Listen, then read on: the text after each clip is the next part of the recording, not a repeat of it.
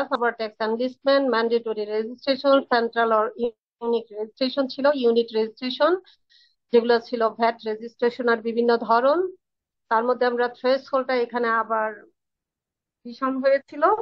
So কিন্তু revision হলো কিছু এডিশনাল ইনফরমেশন ছিল এখানে, যেখানে আপ টু 50 লাখ পর্যন্ত আমাদের এনলিস্টমেন্ট অথবা রেজিস্ট্রেশন দুইটার কোনোটাই লাগবে না। But 50 lakhs up to from 50 lakhs to 3 crores annually in case of turnover, for your annual turnover, then in that case turnover enlistment required under section 10, and there 4% quarterly, 4% flat rate, 4% VAT to be paid. Okay, and it's and the turnover and the return to be submitted quarterly in case of the enlistment, and in case of VAT registration above 3 crore the annually sales or turnover, in that case you have to be a registered person under VAT Act. So VAT registration, in case of VAT registration, each month is the tax period. We know this one. 15th of the following month is to the deadline to submit your the return. Okay, that's all. Then this is the section 4, person requiring to VAT registered or mandatory VAT registrations were required. The persons who supplies, manufactures or importer of goods or services subject to supplementary duty, that is importer of goods or services subject to supplementary duty, they must be under VAT registration. Okay.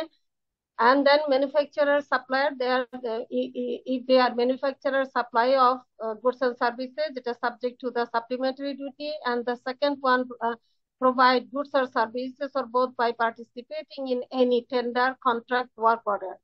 That is, for tender, contract, work order, we have to have the VAT registration. Or in case of import or export business, we have to have the business VAT registration. Has appointed, if any principal appoint any VAT agent, in that case also it is required to be VAT registered. And if any foreign organization or foreign office has opened any branch office or project office of any foreign organization in Bangladesh, in that case also they need the VAT registration, that is under 4. These are the mandatory registration.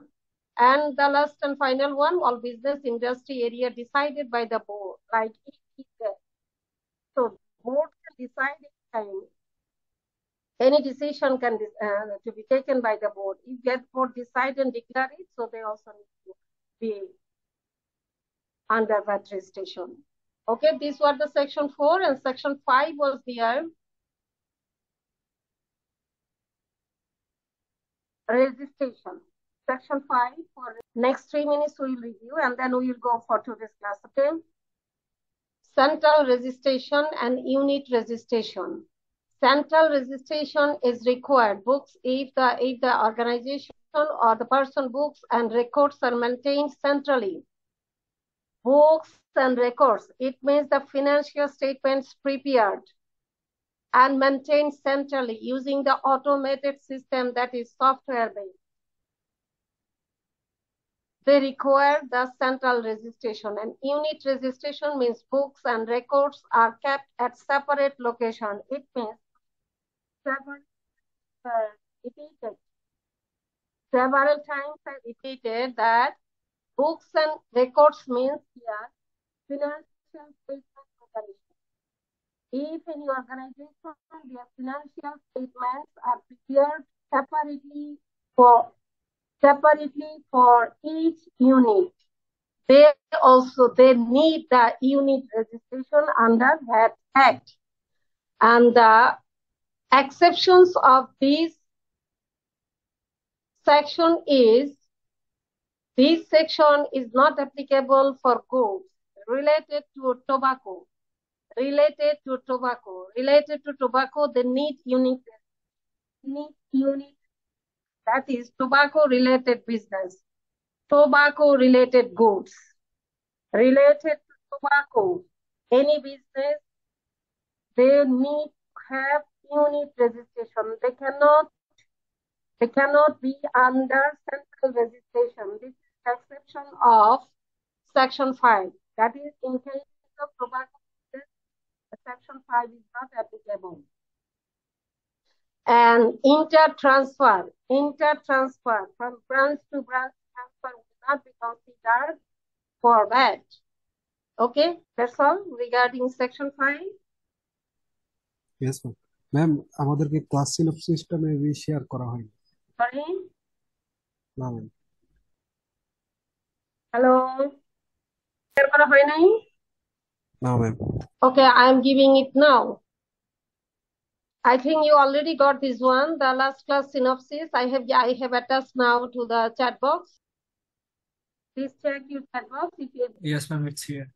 got it, the last class synopsis. Yes, ma'am. Okay, fine.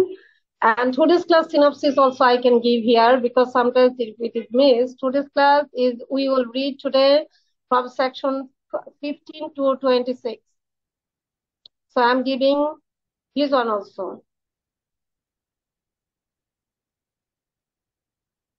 Let's start today's journey. Okay, so আজকে আমরা যে section গুলো পড়বো, যে চ্যাপ্টারটা পড়বো, চ্যাপ্টারের নাম হচ্ছে imposition of VAT. Imposition of VAT অর্থাৎ ভ্যাটটা কিভাবে ইম্পোজ হবে সেকশন 15 থেকে 26 পর্যন্ত আজকে আমরা পড়বো। ইম্পোজিশন অফ ভ্যাট, ভ্যাট আরোপ করা বা কিভাবে আরোপ হবে এই সেকশনগুলো এবং জিরো রেটেড এই জিনিসগুলো এখানে আছে। সেকশন 15 থেকে 26 পর্যন্ত আজকে আমরা পড়বো। সো আমরা শুরু করি। Section 15 imposition of VAT. Section 15 imposition of VAT. VAT will be imposed and payable on the taxable import and taxable supply. That is, ভ্যাটটা ইম্পোজ করা হবে এবং পেয়াবল হবে কিসের উপরে? ট্যাক্সেবল যত ইম্পোর্ট এবং ট্যাক্সেবল যত সাপ্লাই আছে, ট্যাক্সেবল যত ইম্পোর্ট এবং ট্যাক্সেবল সাপ্লাই এর উপরে ভ্যাট ইম্পোজ হবে। আচ্ছা, এরপরে কি বলছে? সাবসেকশন 2 বলছে VAT shall be assessed and determined by multiplying the VAT rate specified in subsection 3। এখানে এক্স্যাক্টলি তেমন কিছু নাই, শুধু বলছে যে মাল্টিপ্লাই করে আমরা ভ্যাটটা কিভাবে বের করব এই কথাটা। অর্থাৎ সেকশন 3 তে যে 15% অর্থাৎ 50% স্ট্যান্ডার্ড রেট অফ ভ্যাট, আমরা জানি আমাদের ভ্যাটের স্ট্যান্ডার্ড রেট কত? 15। Standard rate of VAT is 15. So 15% VAT to be on taxable import and supply. Acha, provided that registered person may pay VAT, registered person VAT diteও পারে 15% instead of reduced or VAT reduced VAT rate or specified tax rate mentioned in third schedule.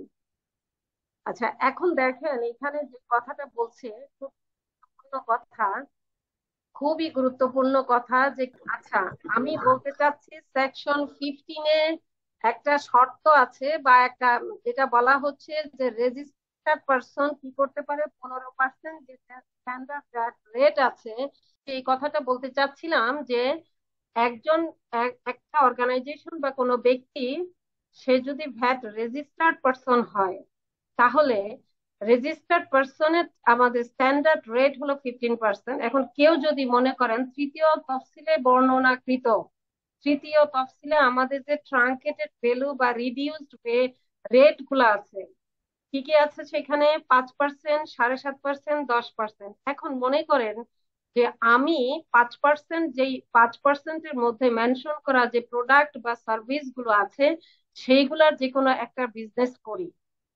Try to understand, একটু বোঝার চেষ্টা করেন যে আমি 5%-এর ওই business গুলা করি যেগুলা তৃতীয় তফসিলে 5% যে সার্ভিস বা পণ্য আছে তার মধ্যে অন্তর্ভুক্ত, তাহলে আমার 5% দেওয়ার কথা। আচ্ছা, এখন ইনস্টেড অফ 5% আমি কিন্তু 15% পেমেন্ট করতে পারি। এখন কোশ্চেন দাঁড়ায় যে আমি 5% দিয়ে আমি বিজনেস চালাইতে পারি, তাহলে 15% কেন দিব? মানে এটা হলো আমি নিজেই এটা ডিসিশন নিয়ে দিতে পারি। তাহলে কোশ্চেন আসে না যে আমি 5% দিতে পারি, তো সেখানে 15% কেন দিব? Try to understand. এখানে যে কথাটা বলা হচ্ছে যে আপনি যদি 5% দিয়ে ভ্যাট দেন, যেখানে আগে আপনি কোথাও থেকে কোনো আপনি যে কাঁচামাল উপকরণ হ্যাঁ, ইম্পোর্ট ক্রয় করেছিলেন, যে উপকরণটা আপনি কিনেছিলেন সেখানে যদি আপনার ট্যাক্স দিয়ে আসতে হয়, সেখানে কিন্তু আপনাকে যদি এমন হয় যে আপনি 10% দিয়ে এসেছেন, তাহলে ওই উপকরণ বা ওই ইম্পোর্ট দিয়ে বা ওই কাঁচামালটা দিয়ে আপনি যখন পণ্য উৎপাদন করে বিক্রি করবেন, তখন যদি আপনি 5%-এ বিক্রি করেন, তাহলে আপনি যে 15% দিয়ে এসেছেন সেইটার ক্রেডিটটা নিতে পারবেন না। এই কারণে আমরা কি করব, যদি এরকম হয় যে আমি 15% কাঁচামাল ক্রয়ের সময় দিয়ে আসতে হয়, সেই ট্যাক্স ক্রেডিটটা নেওয়ার জন্য ইম্পোর্ট ইনপুট ট্যাক্স, ইম্পোর্ট মানে কাঁচামাল ক্রয়ের সময় যেটা দিয়ে এসেছি, এইটার ক্রেডিটটা নেওয়ার জন্য আমি কি করতে পারি, 15% দিতে পারি। এই ক্ষেত্রে আমার আমার কি হবে, সুবিধা হবে, আমি ক্রেডিটটা নিতে পারবো। আর ওই ক্রেডিটটা নিলে আমার পণ্যের মূল্যটা দেখা যাবে কমে আসছে। তো এই সুবিধাটুকু নেওয়ার জন্য অনেকে 15%-এর নিচের রেটে যারা দেওয়ার কথা, তারাও কিন্তু ইচ্ছাকৃতভাবে 15% দিয়ে থাকে। ক্লিয়ার? জি ম্যাম, হ্যালো, বুঝতে পেরেছি। জি ওকে ম্যাম। ফাইন। তো এই ছিল আমাদের সেকশন 15। এখন আসেন, এগুলো হচ্ছে আমাদের যে তৃতীয় তফসিলে বর্ণিত যে রেট গুলা, এগুলো আবার এখানে চলে এসেছে, আমরা এখানে আজকে আর সময় দিলাম না। আমরা এখন চলে যাব আপনার সেকশন 16। 16 বলছে persons liable to pay VAT. K liable? Liability আমরা মাস পিপল, আমরা হচ্ছি আম জনতা, আমরা ভ্যাট দিয়ে থাকি কাকে? কোনো অর্গানাইজেশনকে। যে অর্গানাইজেশন সে কি করে, গভর্নমেন্টের পক্ষ হয়ে আমাদের মানে গভর্নমেন্টের পক্ষ হয়ে আমাদের কাছ থেকে, মাস পিপুলের কাছ থেকে, আলটিমেট কনজিউমারের কাছ থেকে ভ্যাটটা কালেকশন করে অন বিহাফ অফ গভর্নমেন্ট। তারপর তারা কি করে, কালেকশন করে এটা গভর্নমেন্ট ট্রেজারিতে জমা দেয়। ঠিক আছে? তো এখানে আমরা দেখে নিচ্ছি যে who is liable to pay that VAT, the government. তাহলে দেখেন, in relation to the taxable import, যদি ট্যাক্সেবল ইম্পোর্ট করা হয়, অর্থাৎ ট্যাক্সেবল ইম্পোর্ট হবে, ইম্পোর্ট করা হবে যেটা ট্যাক্সেবল, মানে ভ্যাট দিতে হবে, তাহলে এই ক্ষেত্রে কে দিবে ভ্যাটটা? কে সরকারের ট্রেজারিতে, গভর্নমেন্ট ট্রেজারিতে কে জমা দিবে? ইম্পোর্টার। আচ্ছা, in relation to any taxable supply in Bangladesh, যেটা ট্যাক্সেবল বাংলাদেশের মধ্যে, ইন দ্যাট কেস কে দিবে? সাপ্লায়ার। অর্থাৎ সাপ্লায়ার ইম্পোর্টার, ইম্পোর্টের ক্ষেত্রে ইম্পোর্টার, সাপ্লাইয়ের ক্ষেত্রে সাপ্লায়ার। এখন আসেন, in relation to taxable supply of imported service, যেটা এক্সেপশন এখানে আমাদের বেশি করে মনে রাখতে হবে, সেটা হচ্ছে আমরা দেখলাম ইম্পোর্টার দিবে ভ্যাট কাকে? গভর্নমেন্টকে।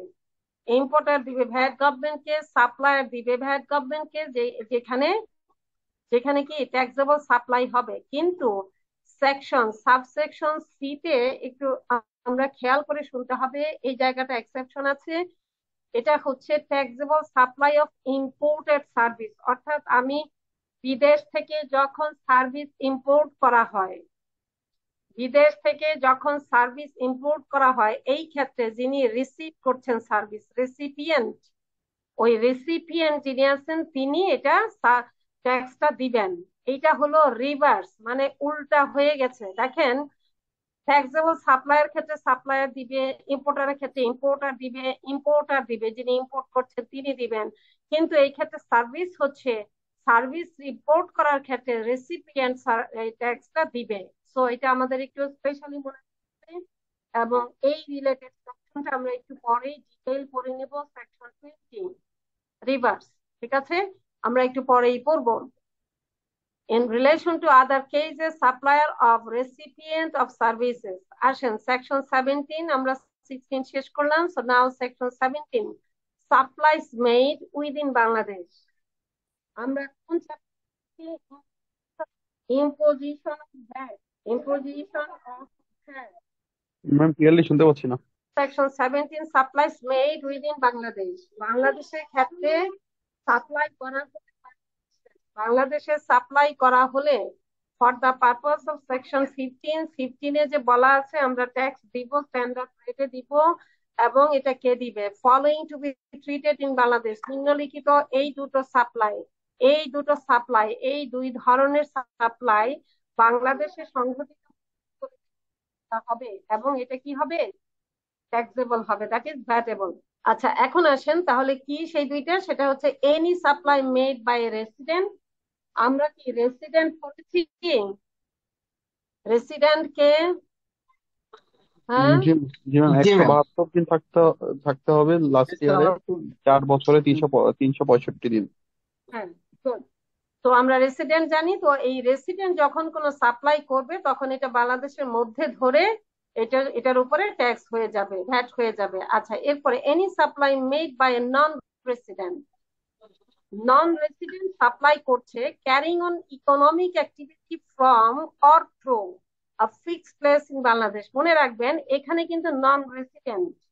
আচ্ছা, ওই নন রেসিডেন্ট যেখানে আমাদের দেশে কোনো ইকোনমিক অ্যাক্টিভিটি পরিচালনা করছেন, কোথা থেকে?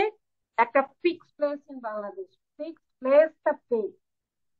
আর কে করছেন? Non resident. এটা কিন্তু ভ্যাটেবল হয়ে যাবে। ঠিক আছে, আমাদের খুব খেয়াল করে শুনতে হবে, প্রত্যেকটা সেকশন এখানে ইম্পর্টেন্ট, প্রত্যেকটা সেকশন এখানে ইম্পর্টেন্ট। ভ্যাটের ইম্পোজিশন আমরা পড়ছি, ভ্যাট কিভাবে আরোপ করা হবে, কার উপরে আরোপ করা হবে, কোন পণ্যগুলোর উপরে আরোপ করা হবে, কিভাবে আরোপ করা হবে, এগুলো ইম্পোজিশন অফ ভ্যাট আমরা পড়ছি, চ্যাপ্টার ইম্পোজিশন অফ ভ্যাট। তো দেখেন section 17 supplies made in Bangladesh, সাপ্লাইটা বাংলাদেশে করা হয়েছে, এইটা ধরা হবে এবং এটাকে ভ্যাটের অধীনে নিয়ে আসা হবে এবং চার্জ করা হবে। কিরকম? যদি কোনো সাপ্লাই করে কে? রেসিডেন্ট। রেসিডেন্ট যখন কোনো সাপ্লাই করে তখন, আবার নন রেসিডেন্ট কোনো সাপ্লাই করবে, কিভাবে করবে? একটা ফিক্সড প্লেস ইন বাংলাদেশ, একটা নির্দিষ্ট স্থান থেকে ইকোনমিক অ্যাক্টিভিটিটা একটা নির্দিষ্ট স্থানে সংগঠিত হচ্ছে এবং সেখান থেকে সে কি করছে? সাপ্লাইটা করছে। তাহলে সে হচ্ছে নন রেসিডেন্ট, তারপরেও এটার উপরে ভ্যাট চলে আসবে। That's all. আমরা 17 পড়লাম। 17 এর যে প্রথম এ নাম্বার 1 আমরা পড়লাম, 17 পড়লাম, 16 পড়লাম, 17 এ পড়লাম কিছু। এখন 17 এ এ এন্ড বি এই দুইটার জন্য আমরা আরো ডিটেইল দেখতে হবে। বি এর জন্য স্পেশালি, বি তে কি বলা আছে? নন রেসিডেন্ট কোথা থেকে সাপ্লাই করবে? ইকোনমিক অ্যাক্টিভিটিটা একটা নির্দিষ্ট স্থান থেকে হবে। এই বি এর জন্য আমাদের আরো বেশি করে পড়তে হবে, আরো ডিটেল। এই যে যে স্ক্রিনটা দেখা যাচ্ছে আপনাদের সামনে, যে স্লাইডটা দেখা যাচ্ছে, এই পুরো স্লাইডটা এই বি এর জন্য। এই বিতে বলা আছে যিনি সাপ্লাই করবেন তিনি হচ্ছেন, প্রথম কন্ডিশন হচ্ছে যে নন রেসিডেন্ট হবে।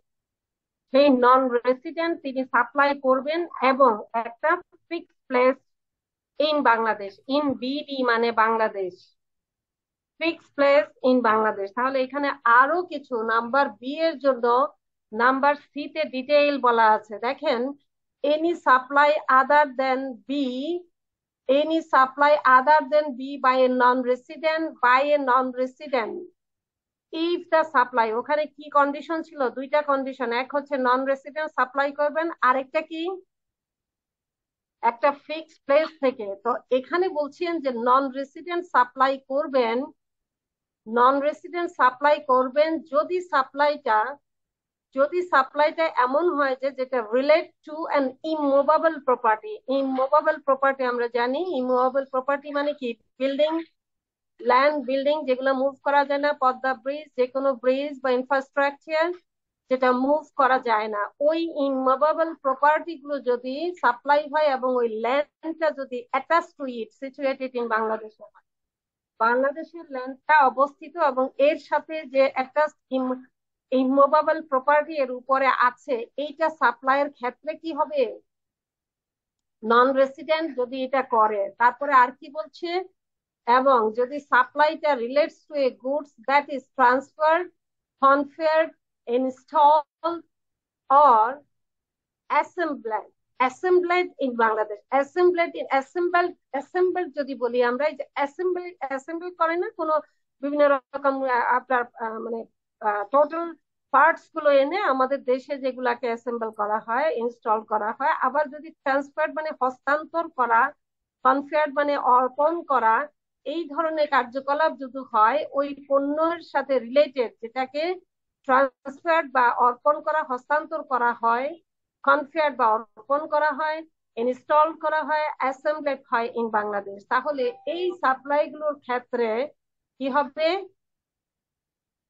মেড বাই নন রেসিডেন্ট, এইগুলা যদি নন রেসিডেন্ট করে থাকে, এই যে ইমুভেবল প্রপার্টি এর সাথে যে অ্যাটাচ ল্যান্ড আছে সেটা বাংলাদেশে অবস্থিত বা সিচুয়েটেড, এরপরে যে পণ্যটা যেটা সাপ্লাইটা করা হচ্ছে এর সাথে যদি ওই পণ্যটার সাথে রিলেট করা হয়, যেটা ট্রান্সফার করে, হস্তান্তর করে, কনফিয়ার করে, অর্পণ করে, ইনস্টল করে, অ্যাসেম্বলেড হয় ইন বাংলাদেশ, তাহলে কি হবে?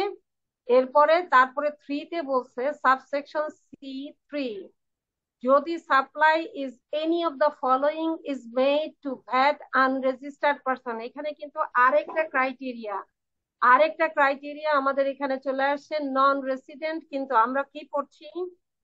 নন রেসিডেন্ট সাপ্লাইটা করবে। এখন সি এর সাবসেকশন 3 তে বলছে আনরেজিস্টার্ড পারসনের ক্ষেত্রে,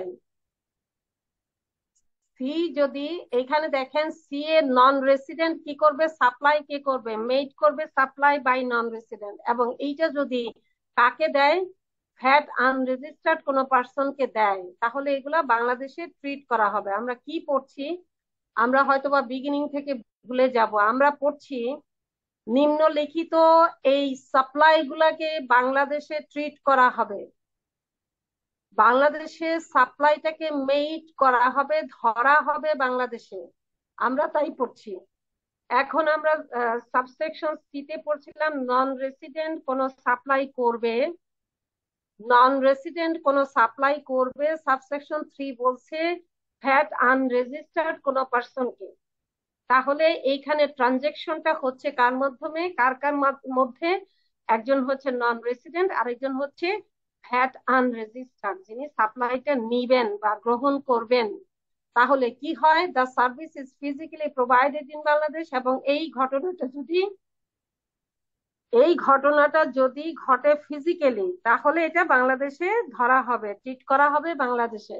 এবং এই সার্ভিসটা যদি ডিরেক্টলি রিলেটেড হয় ল্যান্ড লোকেটেড ইন বাংলাদেশ, এর ভিতরে যদি সার্ভিস সাপ্লাই করে এবং এইটা যদি এই সার্ভিসটা রিলেট করে ল্যান্ড, বাংলাদেশে কোনো জমির সাথে যদি রিলেটেড হয়, বাংলাদেশের কোনো ল্যান্ডের সাথে যদি রিলেটেড হয়, তাহলে এটাকে বাংলাদেশে ট্রান্সফার সাপ্লাই হয়েছে বলে ধরা হবে বা ট্রিট করা হবে।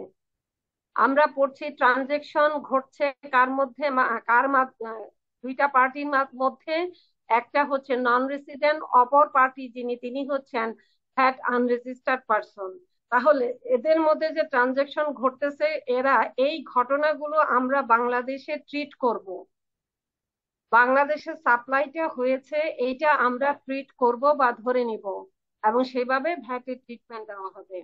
আচ্ছা আসেন, তারা দুইজন যদি ফিজিক্যালি করে, নাম্বার এ তে বলছে, দেন নাম্বার বি তে বলছে যদি ল্যান্ড সিচুয়েটেড বাংলাদেশে হয়। আচ্ছা আমার এখানে আজান হচ্ছে, আমরা একটা ব্রেক নেই আজানের পর্যন্ত, শুধু না আজান পর্যন্ত আমরা অফ থাকবো। ওকে, চলেন আবার। আমরা দেখছিলাম একজন নন রেসিডেন্ট এবং ভ্যাট আনরেজিস্টার্ড পার্সনের মধ্যে, একজন নন রেসিডেন্ট আমাদের দেশে এবং ভ্যাট আনরেজিস্টার্ড পার্সন, তাদের মধ্যে ট্রানজেকশন হবে। তাহলে এটা কি ধরা হবে? বাংলাদেশে ট্রানজেকশনটা সংঘটিত হয়েছে, এটা ধরে নেওয়া হবে আন্ডার সেকশন 17-এ। তাহলে কি কি কন্ডিশন? সেখানে কন্ডিশন হচ্ছে ফিজিক্যালি প্রোভাইডেড ইন বাংলাদেশ, তারা ফিজিক্যালি সার্ভিসটা প্রোভাইড করেছে বাংলাদেশের মধ্যে। এরপরে ল্যান্ড, যেটা দেখতে পাচ্ছেন আমার কারসারটা, ল্যান্ড যেটা বাংলাদেশে লোকেটেড আছে এবং একটা অ্যাড্রেস বাংলাদেশে এরকম, এই একটা নির্দিষ্ট অ্যাড্রেসের মধ্যে থেকে telecommunication, radio, television broadcasting, telecasting service এটা যদি প্রোভাইড হয়ে থাকে। এরপরে ইলেকট্রনিক কোনো সার্ভিস যদি এই দুজনের মধ্যে সংগঠিত হয়, নন রেসিডেন্ট এবং ভ্যাট আনরেজিস্টার্ড পার্সনের মধ্যে, তাহলে এগুলাকে ট্রিট করা হবে কি হিসাবে ট্রিট করা হবে? বাংলাদেশে সংগঠিত হয়েছে হিসাবে ট্রিট করা হবে। এরপরে দেখেন এই সেকশনটা আমরা পড়তে গেলে একটু মনে হতে পারে জটিল, জটিলতা আমরা ওভারকাম করার জন্য আমি এই জায়গাটা একটু রিপিট করব। ওভারকাম করার জন্য আমরা কি পড়ছি? সাপ্লাইজ মেড ইন বাংলাদেশ, সাপ্লাইটা বাংলাদেশে করা হয়েছে। দেখেন, দেখেন এইখানে দেখেন section 15 in relation to any taxable supply, কোন ট্যাক্সেবল সাপ্লাই যখন হবে, কে ট্যাক্স দিবে? ভ্যাট কে দিবে? সাপ্লায়ার, ঠিক আছে। তো এই যে সাপ্লায়ার দিবে, এখানে আমরা দেখতে চাচ্ছি সাপ্লাইজ মেড ইন বাংলাদেশ। কিছু কিছু ব্যাপার আছে যেটাকে মনে হতে পারে আমরা ভ্যাটেবল কিনা, এটা কনফিউশন হতে পারে। এখানে লতে ক্লিয়ার বলে দেওয়া আছে সেকশন 17-এ যে supply for the purpose of section 15, তার মানে ওই যে সেকশন 15-এ আমরা কি দেখেছি? ট্যাক্স যে দিতে হবে। সেকশন 15-এ আমরা কি দেখেছি? ট্যাক্স দিতে হবে আমাদের। এই যে আমরা এখানে বলেছি মাল্টিপ্লাই করে, হ্যাঁ মাল্টিপ্লাই করব, স্পেসিফিক যে রেট আছে রেট দিয়ে মাল্টিপ্লাই করে আমরা কি করব? ট্যাক্স পেমেন্ট করব। সো ট্যাক্স পেমেন্ট করার জন্য সেকশন 17-এ বলছে যে 15টার পারপাসটা সার্ভ করার জন্য নিম্নলিখিত যে বিষয়গুলো সংগঠিত হচ্ছে এগুলোকে বাংলাদেশে হয়েছে বলে ট্রিট করা হবে। এই ঘটনাগুলো বাংলাদেশে সংঘটিত হয়েছে। প্রথমত এতে বলছে supply made by resident, resident আমরা যারা হয়ে সাপ্লাই করি, তো রেসিডেন্ট হলে তো আমরা অবশ্যই এটা বাংলাদেশে সংগঠিত হবে, এটা খুবই ক্লিয়ার। কিন্তু যখন আমরা একটু ক্রিটিক্যাল, বিতে বলা আছে নন রেসিডেন্ট, যখন একটা ইকোনমিক অ্যাক্টিভিটি ফিক্সড প্লেস থেকে করবে নন রেসিডেন্ট, একটা ফিক্সড প্লেস থেকে যখন করবে নন রেসিডেন্ট, এটাকেও ধরা হবে বাংলাদেশে সংগঠিত হয়েছে। আচ্ছা, এখন আসেন নাম্বার সিতে বলছে একজন নন রেসিডেন্ট আরেকজন ভ্যাট আনরেজিস্টার্ড পার্সনের মধ্যে ট্রানজেকশন হবে। তখন কি কি ধরনের ট্রানজেকশন যেগুলোকে বাংলাদেশের মধ্যে সংঘটিত হয়েছে বলে ধরে নেওয়া হবে? কি কি সেগুলো? নাম্বার 1 হচ্ছে সার্ভিসটা প্রোভাইড করছে তারা ফিজিক্যালি বাংলাদেশে, এবং কোন সার্ভিস যদি কোনো বাংলাদেশের লোকেটেড কোনো ল্যান্ড রিলেটেড হয় সেটাও হবে, এবং বাংলাদেশের মধ্যে কোনো একটা ফিক্সড অ্যাড্রেস থেকে একটা নির্দিষ্ট ঠিকানা থেকে যদি কোনো সার্ভিস আমরা নেই বা দেই, radio television broadcasting related, telecasting related, এটাও বাংলাদেশে সিচুয়েটেড ধরে নেওয়া হবে। এরপরে ইলেকট্রনিক কোনো সার্ভিস যদি নেওয়া হয় তাহলেও এটা ধরে নেওয়া হবে। সো আমরা সেকশন 17 কি বুঝতে পেরেছি? জি ম্যাম, বুঝতে পেরেছি। ওকে ফাইন, এইটা একটা জটিল মানে আমাদের ভেরি ক্লিয়ার থাকতে হবে বিষয়গুলো। এরপরে আসেন সেকশন 18, এইখানে কে এটা এঁকেছেন? এটা একটু ডিলিট করেন।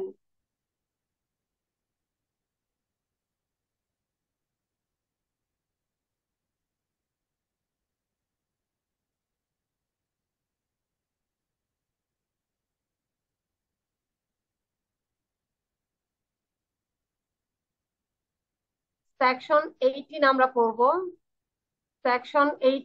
পড়বো। রেজিস্টার্ড সাপ্লায়ার এবং রেজিস্টার্ড রেসিপিয়েন্ট। রেজিস্টার্ড সাপ্লায়ার যিনি সাপ্লাই করছেন তিনিও ভ্যাট রেজিস্ট্রেশনের আন্ডারে আছেন। রেজিস্ট্রেশন আমরা মনে আছে, থ্রেশহোল্ড 3 কোটি এবং 3 কোটির উপরে আমাকে আমার অ্যানুয়াল টার্নওভার আমার কি হবে? ভ্যাট রেজিস্ট্রেশন নিতে হবে। রেজিস্ট্রেশন হলে তার সাথে রিলেটেড পড়াশোনাগুলো রিমাইন্ড করে দিই। সেটা হচ্ছে 15 তারিখের মধ্যে, পরবর্তী মাসের 15 তারিখের মধ্যে রিটার্ন সাবমিট করতে হবে, এবং প্রতি মাস একটা একটা একটা একটা ট্যাক্স পিরিয়ড কাউন্ট করতে হবে। ঠিক আছে, এগুলো ছিল আমাদের ভ্যাট রেজিস্ট্রেশনের থ্রেশহোল্ড এবং তার রিলেটেড যে বিষয়গুলো আছে। তাহলে এখন সেকশন 18-এর মধ্যে আমরা পড়বো যে সাপ্লায়ার যিনি রেজিস্টার্ড এবং রেজিস্টার্ড রেসিপিয়েন্ট। রেসিপিয়েন্ট মানে কি? রেসিপিয়েন্ট হচ্ছে যখন কোনো সার্ভিস কেউ আনে বা গ্রহণ করে, সে তাকে বলা হয় রেজিস্টার্ড, এবং সে যদি under VAT act registered person হয় তাহলে তাকে রেজিস্টার্ড রেসিপিয়েন্ট বলবো। আচ্ছা, এখন হচ্ছে সাপ্লাই অফ সার্ভিস। এই দুইজনের মধ্যে সার্ভিস এবং পণ্য এবং সেবায় দুইটার মধ্যে পার্থক্য আমরা জানি তো। পণ্য কি? পণ্য দেখবেন তফসিলগুলোতে বর্ণনাকৃত যত ইয়ে আছে প্রত্যেকটা টেবলের জন্য একটা হলো পণ্য, একটা হলো সেবা, একটা হলো পণ্য, একটা হলো সেবা। সো ওই পণ্য সাপ্লাই না করে আমরা সেবা সাপ্লাই করবে একজন, আরেকজন গ্রহণ করবে ওই সেবাটা। তো এই ক্ষেত্রে তারা বোথ পার্টিজ আর রেজিস্টার, দুজনেই রেজিস্টার্ড আন্ডার ভ্যাট অ্যাক্ট। তাহলে দেখেন supply of service by registered non resident, এখানে বলা হচ্ছে রেজিস্টার্ড পারসন কিন্তু non resident, to a registered resident shall be treated to have been made in Bangladesh. তাদের দুইজনকে মানে বাংলাদেশে হয়েছে বলে, মেড করা হয়েছে বলে ধরে নেওয়া হবে যদি কি কন্ডিশন, কি যদি recipient of supply carries on economic activity from a fixed place in Bangladesh, recipient of supply carries on an economic activity, recipient যিনি সেবাটা গ্রহণ করছেন তিনি কোথা থেকে, ফিক্সড প্লেস ইন বাংলাদেশে হয় এবং সাপ্লাইটা মেড করছেন for the purpose of that economic activity, যে ফিক্সড প্লেসে যে ইকোনমিক অ্যাক্টিভিটি আছে ওই ইকোনমিক অ্যাক্টিভিটি রিলেটেড ওইটার জন্যই তারা কি করছে, সেবাটা গ্রহণ করেছে। এই দুইটা কন্ডিশন যখন ফুলফিল হবে তখনই কি ধরা হবে, shall be treated to have been made in Bangladesh, বাংলাদেশের মধ্যে সংগঠিত হয়েছে বলে ধরে নেওয়া হবে। কি সংগঠিত হয়েছে, সাপ্লাই অফ সার্ভিস। আমরা কিন্তু সার্ভিস রিলেটেড পড়াশোনা করছি সেকশন 18। বোথ আর রেজিস্টার্ড, যিনি সাপ্লাই করছেন এবং যিনি রিসিভ করছেন দুজনেই রেজিস্টার্ড পারসন। কিন্তু আপনি ইনসাইডে গিয়ে দেখেন supply of service by registered কিন্তু নন রেসিডেন্ট, মানে সাপ্লায়ার যিনি তিনি রেজিস্টার্ড বাট নন রেসিডেন্ট। আমরা তো রেসিডেন্ট জানি, তো নন রেসিডেন্টও আমরা বুঝি। রেজিস্টার্ড পারসন কিন্তু নন রেসিডেন্ট, তিনি হচ্ছেন সাপ্লায়ার। কাকে সাপ্লাই করছে, রেজিস্টার্ড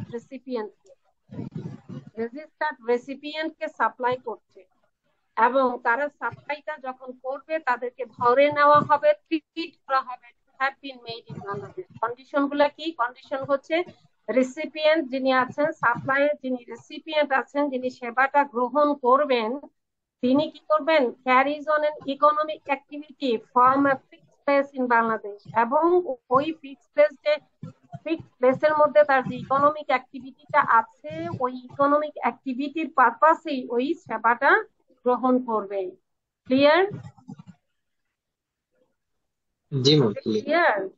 আমরা কিন্তু আজকে যে পড়াশোনাগুলা বিট ডিফিকাল্ট এবং ক্রিটিক্যাল, আমরা আজকে হয়তো বা অনেকেই পুরোপুরি বুঝতে পারবো না, যতটুকু বুঝতে পারি ব্রেনে রাখবো, এরপরে আমরা আজকেই গিয়ে এটা পড়াশোনা করতে হবে, না হলে কিচ্ছু মনে থাকবে না, because this sections are bit critical and tough to understand. ঠিক আছে? সো আমার রিকোয়েস্ট থাকবে সবাই, আমি ফাইলটা এই জন্য গতদিন সম্ভবত মিস করেছিলাম দিতে, এই জন্য আগেই দিয়ে নিলাম। আমরা সবাই আগেই পড়াশোনা করে নিব, আগেই নিয়ে নিলাম, দিয়ে দিলাম এই কারণে যাতে আজকেই আমরা পড়াশোনাটা করতে পারি। Very critical sections are this, okay? মানে বুঝতে অনেক কনফিউশন অ্যারাইজ করবে, তো আমরা চেষ্টা করব যতটুকু মানে ক্লাস থেকে বুঝে নেই, দেন বাকিটা will study and it will be clear, I think so. Okay, so section 18 আমরা পড়লাম। এখন সেকশন 18 এর রিলেটেড রুলস আছে।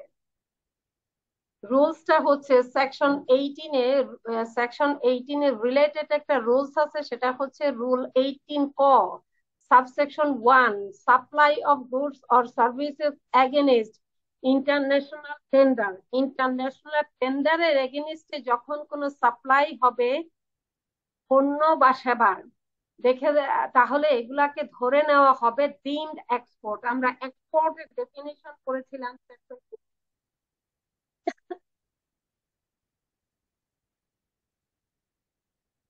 সো এই ডিমড এক্সপোর্ট গুলা দেখেন, deemed export work order obtain, আমরা ওয়ার্ক অর্ডার পেয়েছি by the international tender by VAT registered person. এখানে ভ্যাট এর রেজিস্টার্ড পারসন বাংলাদেশের মধ্যে থেকে একটা ইন্টারন্যাশনাল টেন্ডারের এগেনস্টে আমরা ওয়ার্ক অর্ডার অবটেন করেছি ইন্টারন্যাশনাল টেন্ডারের মাধ্যমে। আচ্ছা, এই ধরনের একটা এক্সাম্পল কি কেউ দিতে পারেন যে ইন্টারন্যাশনাল টেন্ডারের বাংলাদেশে এরকম হতে? যেমন ধরেন এক্সাম্পল যদি এমন হয়, আমরা যে পদ্মা ব্রিজ তৈরি হলো, এটা একটা ইন্টারন্যাশনাল টেন্ডার হয়েছে। টেন্ডারটা কে নিয়েছে, পেয়েছে কারা? চায়না কোম্পানি না ওটা? মনে আছে ইয়েস আমাদের? ম্যাম। জি ম্যাম চলো।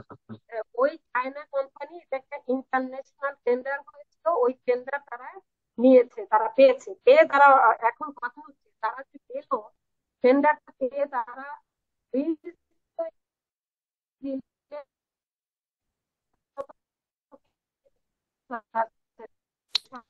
নিয়ে এসেছে তাদের। কিন্তু চাল ডালও নিয়ে এসেছে। নো, চাল ডাল কখনো, চাল ডাল আটা ময়দা সুজি ব্যাগিং এগুলো কি তারা চায়না থেকে নিয়ে আসছে?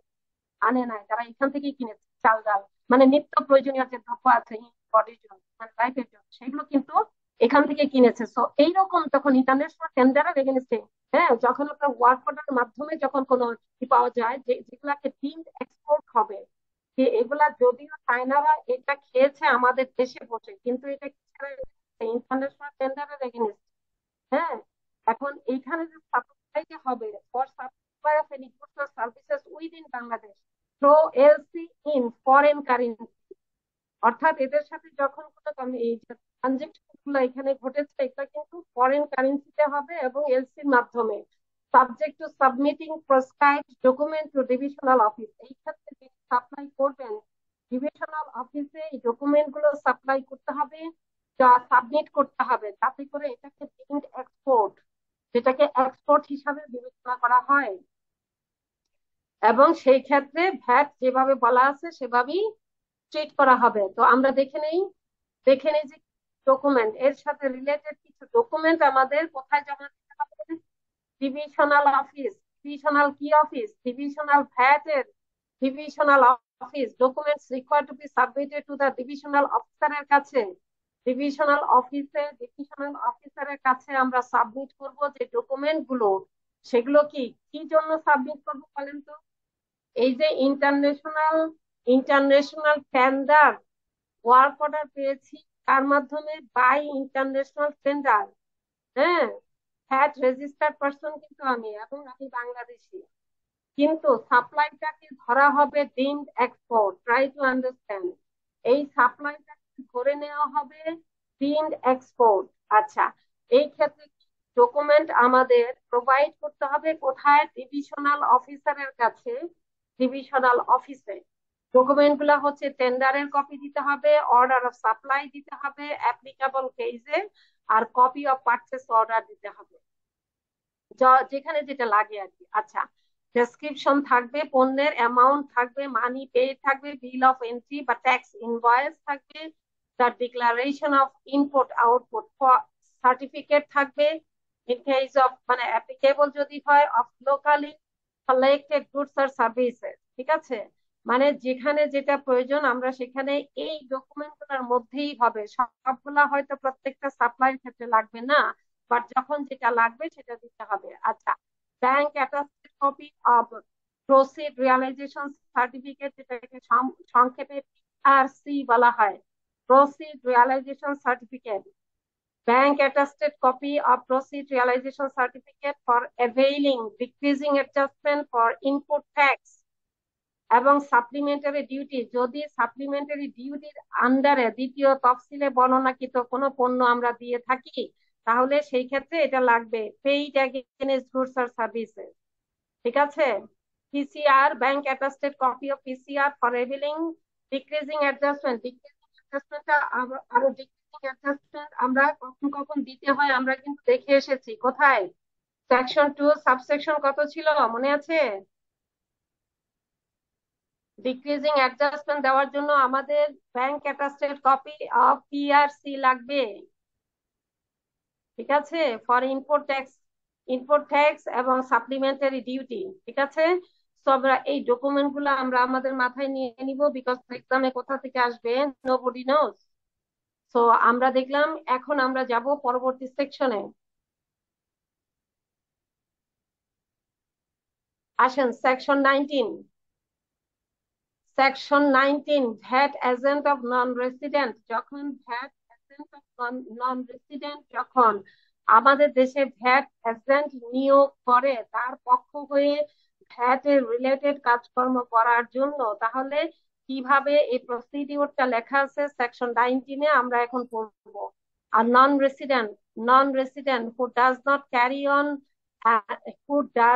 carry on an economic activity from a fixed place in Bangladesh. দেখেন এখানে কন্ডিশন কি, নন রেসিডেন্ট হবে এবং ফিক্সড প্লেস অফ বাংলাদেশ থেকে সে ইকোনমিক অ্যাক্টিভিটি ক্যারি অন করবে না। আমরা কিন্তু একটু আগে পড়ে এসেছি economic activity from a fixed place, তো ওইটার অপোজিট হবে এখানে।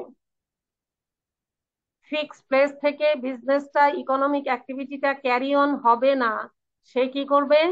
ভ্যাট এজেন্ট নিয়োগ করবে। কে ভ্যাট এজেন্ট নিয়োগ করবে?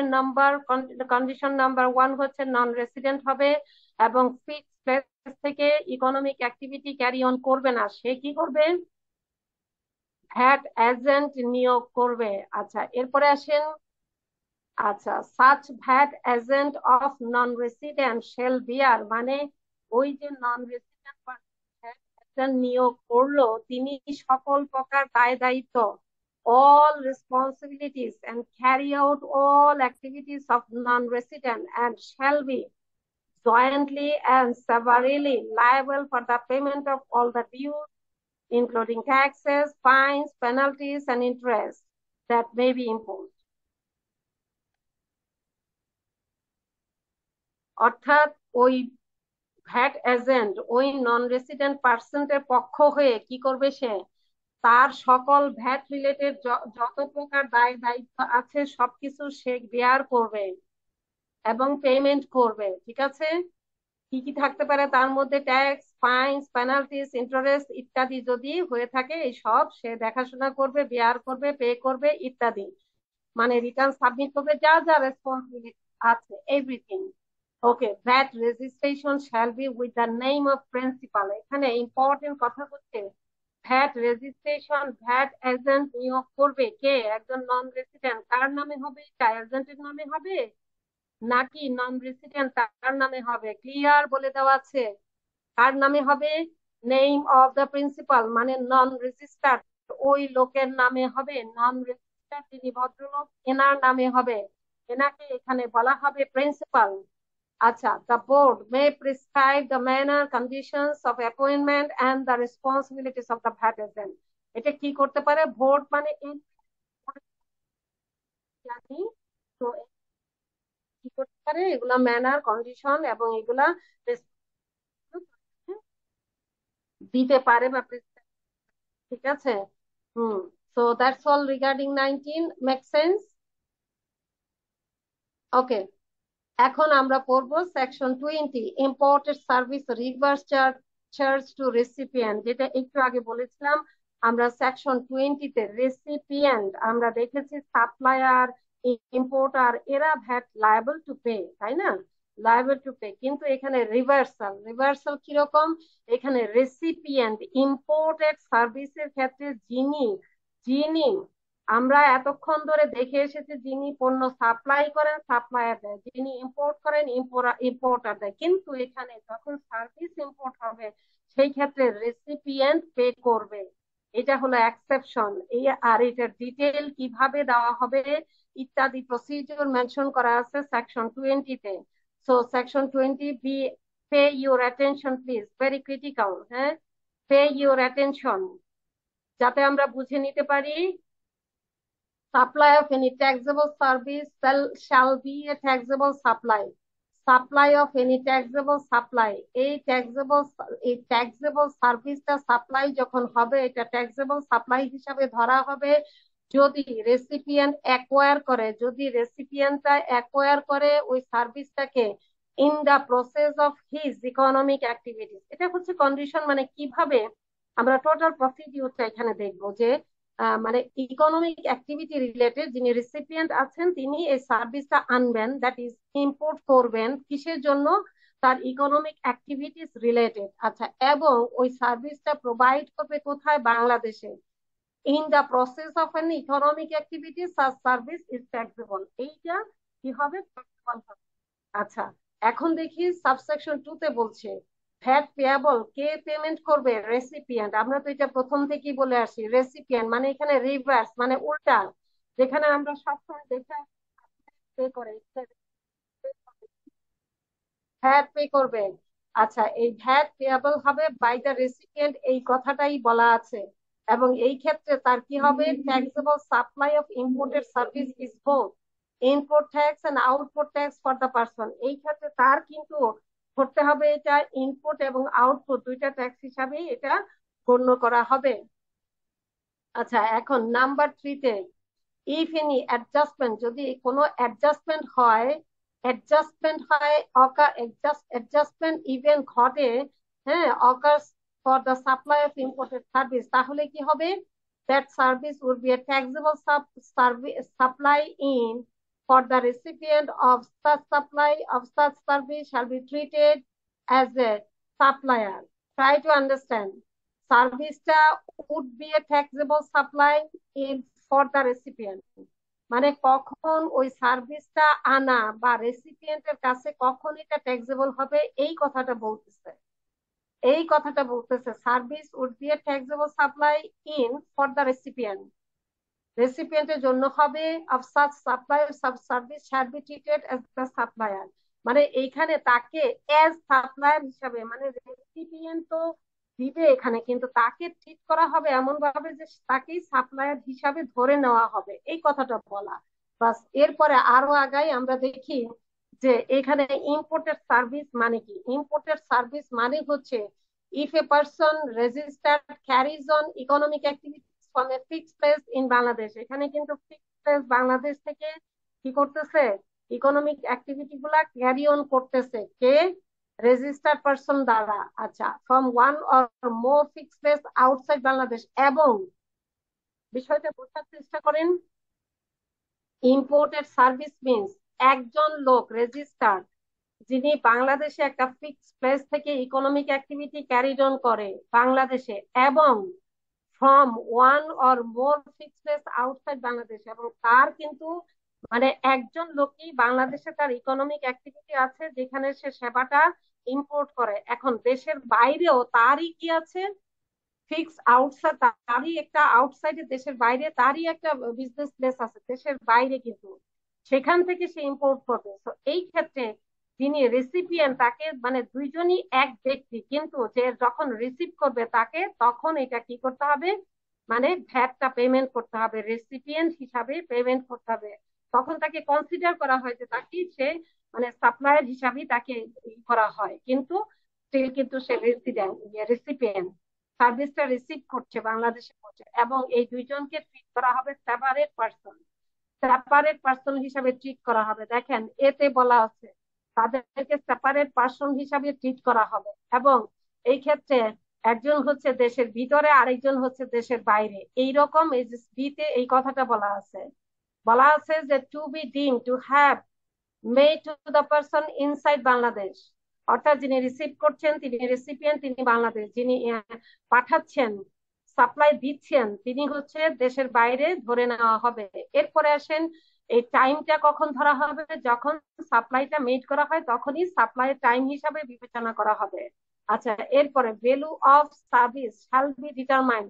এখন এটার ভ্যালুটা কিভাবে নির্ধারণ করবে? যে ভ্যালুটার উপরে আপনার ভ্যাট ইম্পোজ করা হবে, সেই ভ্যালুটা কি?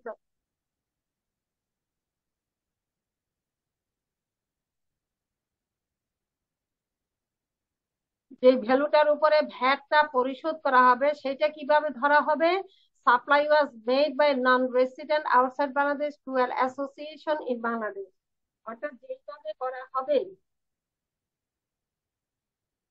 যেইভাবে নর্মালি আপনার বাংলাদেশের বাইরে থেকে নন রেসিডেন্ট কেউ যখন আমাদের দেশে কোনো সার্ভিস সাপ্লাই করে, আমাদের দেশে যিনি এটা গ্রহণ করছেন বা রিসিভ করছেন, এইরকম একটা ঘটনা কি করা হবে? ধরে এই ধরনের ঘটনা হিসাবে ধরে এটা ভ্যালুটাকে নির্ধারণ করা হবে। এবং এবার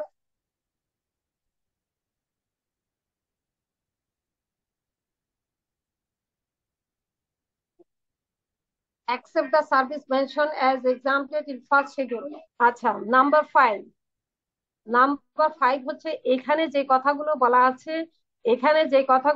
আছে, এখানে বলা আছে কিভাবে এই ভ্যাটটা পরিশোধ করা হবে। যদি সিম্পল ভাবে বলি আমি, যে যখন যখন কোনো রেসিপিয়েন্ট সার্ভিস আমাদের দেশে ইম্পোর্ট করে, ওই রেসিপিয়েন্ট প্রথমে ডিপোজিট করে দিবে, ওই ভ্যালুটা ধরে বা ডিটারমাইন করে ডিপোজিট করবে কোথায়, গভর্নমেন্ট ট্রেজারিতে ডিপোজিট করবে।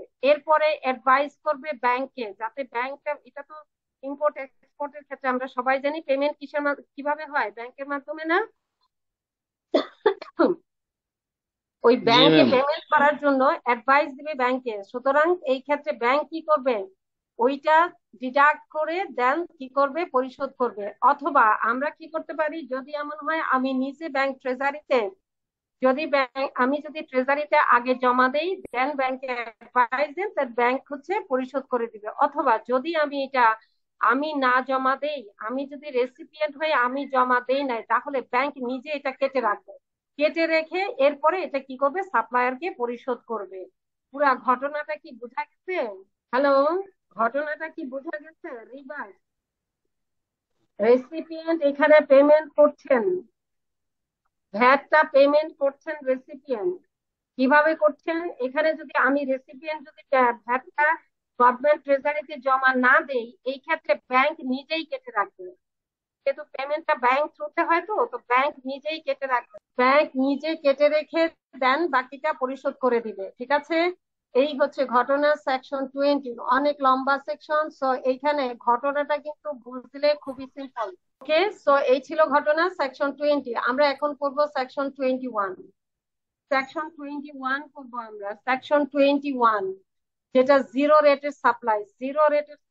সাপ্লাইয়ের মধ্যে আবার আমরা জানি যে ট্যাক্স পেমেন্ট করতে হয়, সেই ক্ষেত্রে এক্সাম্পশন আছে, এক্সামটেড আছে, আর হলো আমরা যেগুলোর উপরে কি করি, ভ্যাট পরিশোধ করি। এখন কথা হচ্ছে কিছু আছে জিরো রেটেড, আর জিরো রেটেড গুলা, এগুলো সাপ্লাই যে সাপ্লাই গুলো জিরো জিরো রেটেড হবে, সেগুলো সেকশন 21-এ মেনশন করা আছে। যে 22, 23, 24-এ যে সার্ভিস বা সেবাগুলোর কথা বলা আছে, এগুলো জিরো রেটেড হিসাবে ধরা হবে। এখন নাম্বার বি-তে, right to service, right to receive the zero rated supplies or supplies related to an option to sell or buy or sell features.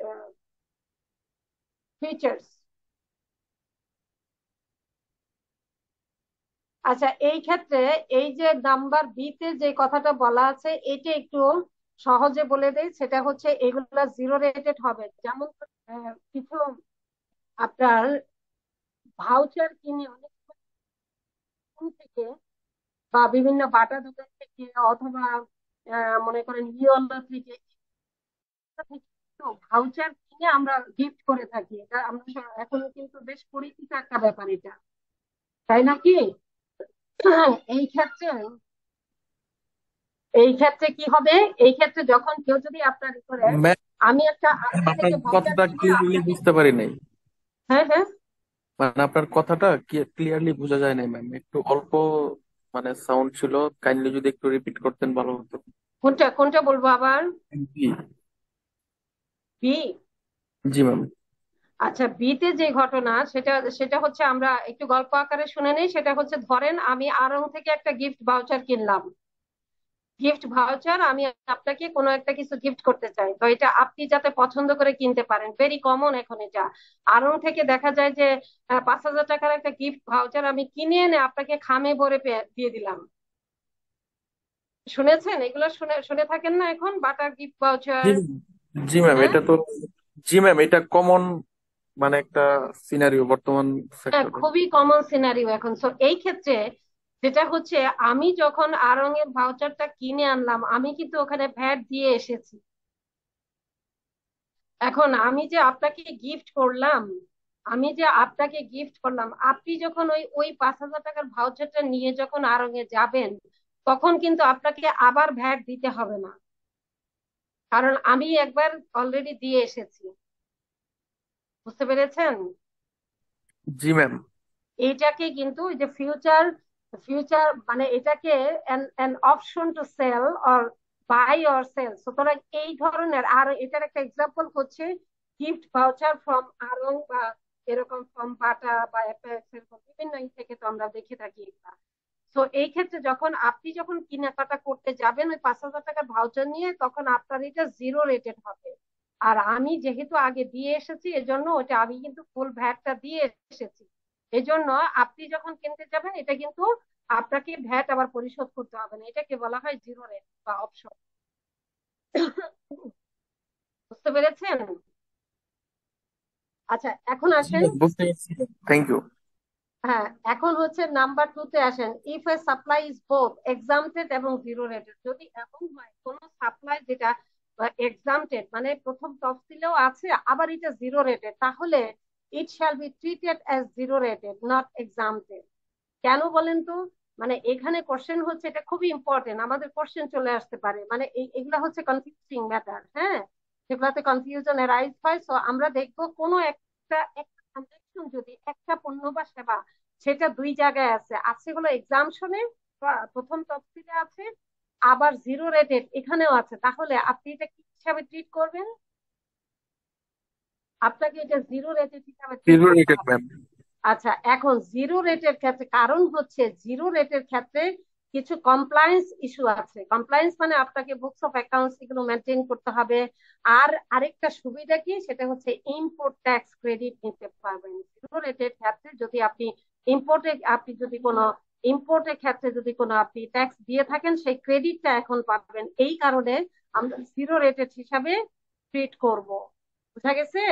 Very important line এটা। হ্যাঁ, ভেরি ইম্পর্টেন্ট। তো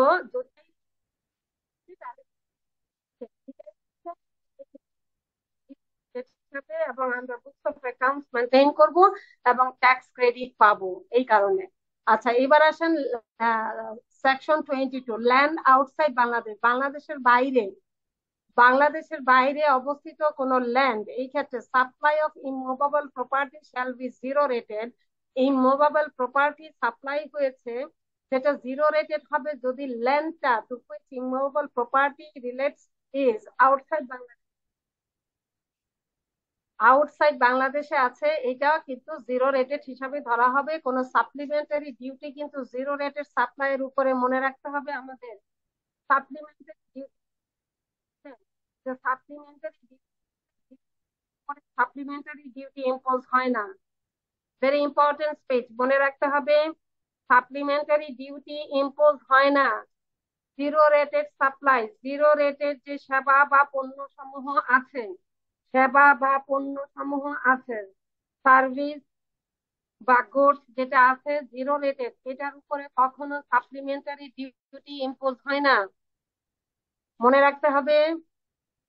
আচ্ছা, এখন আসেন আমরা পড়বো section 23, supply of goods for supply of goods for export zero rated.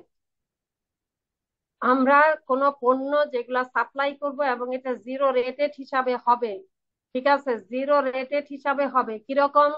Supply of goods for export shall be zero rated provided that supply of goods for export shall be zero rated provided that, শর্ত হলো provided that above is not applicable to the goods re-imported। যদি আবার import করা হয়েছে বা import করা হবে এই ক্ষেত্রে কিন্তু এটা অ্যাপ্লিকেবল না। আচ্ছা, এখন কথা হচ্ছে এরকম একটা এক্সাম্পল দিতে পারি আমরা। এক্সাম্পল হচ্ছে cylinder test of power plant. Cylinder ব্যবহার করা হয়, এগুলা কিন্তু বাংলাদেশে মেইডও না, বাংলাদেশে এগুলা মেনটেনেন্সও করা যায় না, অনেক সময় এরকম হয়। তো যদি এরকম কোন সিলিন্ডার পাওয়ার প্ল্যান্টে যেটা এক্সপোর্ট করেছে এনে আমাদের দেশে পাওয়ার প্ল্যান্টে ব্যবহার করা হচ্ছে, ওই সিলিন্ডারটা টেস্ট করতে অথবা রিপেয়ার করতে অথবা মেনটেনেন্স করতে সিঙ্গাপুর পাঠাতে হবে, জার্মানিতে পাঠাতে হবে, এরকম যদি হয় ওখানে কিন্তু এটা মেনটেনেন্সের জন্য পাঠানো হয়েছে। মেনটেনেন্স হওয়ার পরে ওটা রিপেয়ার হওয়ার পরে যখন আবার বাংলাদেশে আসবে ওইটা কিন্তু জিরো রেটেড। কিন্তু এখন কথা হচ্ছে এইটার উপরে এবং এটার উপরে যে ভ্যালুটা এডিশন হবে ওইটুক কিন্তু জিরো রেটেড না। ভ্যালুটা কি? আপনি মেনটেনেন্স করেছেন, আপনি এনেছেন, আপনার এই যে খরচ হয়েছে, এটা রিপেয়ার করেছেন, খরচ হয়েছে, এক্সট্রা যে এক্সপেন্স গুলা সেইটার উপরে ভ্যাট দিতে হবে। আর মেইন যে সিলিন্ডারটা সেটা কিন্তু আপনি রি ইম্পোর্ট করছেন আমাদের নিজেদের, এটা আমরা আবার এক্সপোর্ট করে আবার সার্ভিসিং করায় দেন আমাদের দেশে নিয়ে আসতেছে, এটা কিন্তু জিরো। বোঝা যাচ্ছে? এখন আসেন, the following supply shall be zero rated. কিছু কিছু নিম্নলিখিত সাপ্লাই গুলো জিরো রেটেড হবে। আমরা কি পড়ছি? Zero rated supply. এবং জিরো রেটেড সাপ্লাই কি? পণ্য, পণ্য, গুডস। জিরো রেটেড সাপ্লাই কি ধরনের? এটা কি সেবা না পণ্য? আমরা পড়ছি পণ্য। দেন 24 আমরা পড়বো সেবা। সেকশন 23 হচ্ছে supply of goods for export, যেটা জিরো রেটেড। 23 হচ্ছে supply of goods, supply of goods যেটা জিরো রেটেড। আচ্ছা, একটা এক্সাম্পল আমরা দেখি। পণ্যটা যদি goods is located outside Bangladesh at the time of supply, সাপ্লাইটা করেছেন যখন, তখন যদি বাংলাদেশের বাইরে অবস্থিত হয়, হ্যাঁ, তাহলে এটা কি হবে? জিরো রেটেড হবে। আবার আসেন, যদি এমন হয় goods supplied anywhere outside Bangladesh, anywhere outside Bangladesh after it is imported before it is entered for home consumption. Simple example, যদি এমন হয় কোন পণ্য ইন্ডিয়া থেকে বাংলাদেশের ভিতরে আসছে, এসে বাংলাদেশ থেকে আবার তাদের যে আসাম ত্রিপুরা আছে এইসব হয়েছে, কারণ কি এই জায়গাতে অনেক সময় ওদের আসাম ত্রিপুরা সাপোজ কলকাতা থেকে অনেক দূরে হয়ে যায়, ঘুরে যেতে হয়, বাংলাদেশের মধ্য দিয়ে গেলে তাড়াতাড়ি যাওয়া যায়। এরকম যদি হয়, বাংলাদেশে এটা ইম্পোর্ট হয়েছে কিন্তু বাংলাদেশে কনজাম্পশনের জন্য নয়, এটা কি হবে? বাংলাদেশের ভিতর থেকে আবার এটা এক্সপোর্ট হয়ে যাবে কোথায়? আসাম বা ত্রিপুরা, ইন্ডিয়ার। ঠিক আছে, এই ধরনের পণ্যগুলা কি হবে? Zero rated. কি করছি আমরা? Supply of goods for export, যেটা zero rated. Supply of goods for export, যেটা জিরো রেটেড। আচ্ছা, এখন আসেন, licence to sell duty free goods. যেমন ধরেন নাম্বার, এই যে এই জিনিসগুলো আমরা পড়ছি এখন, যেই ধরনের সাপ্লাই গুলো জিরো রেটেড হবে। এখন এয়ারপোর্টে গেলে দেখবেন যে যখন কেউ বাংলাদেশ থেকে লিভ করে বা চলে যায়, এয়ারপোর্টের ভিতর থেকে কিনে, এয়ারপোর্টের ভিতর থেকে কিনে তারা কি করে? সাথে সাথে যাচ্ছে। এটাও কিন্তু কি হবে? Duty free shop. এয়ারপোর্টের ভিতরে গিয়ে দেখবেন লেখা থাকে ডিউটি ফ্রি শপ। বোঝা যাচ্ছে কথা?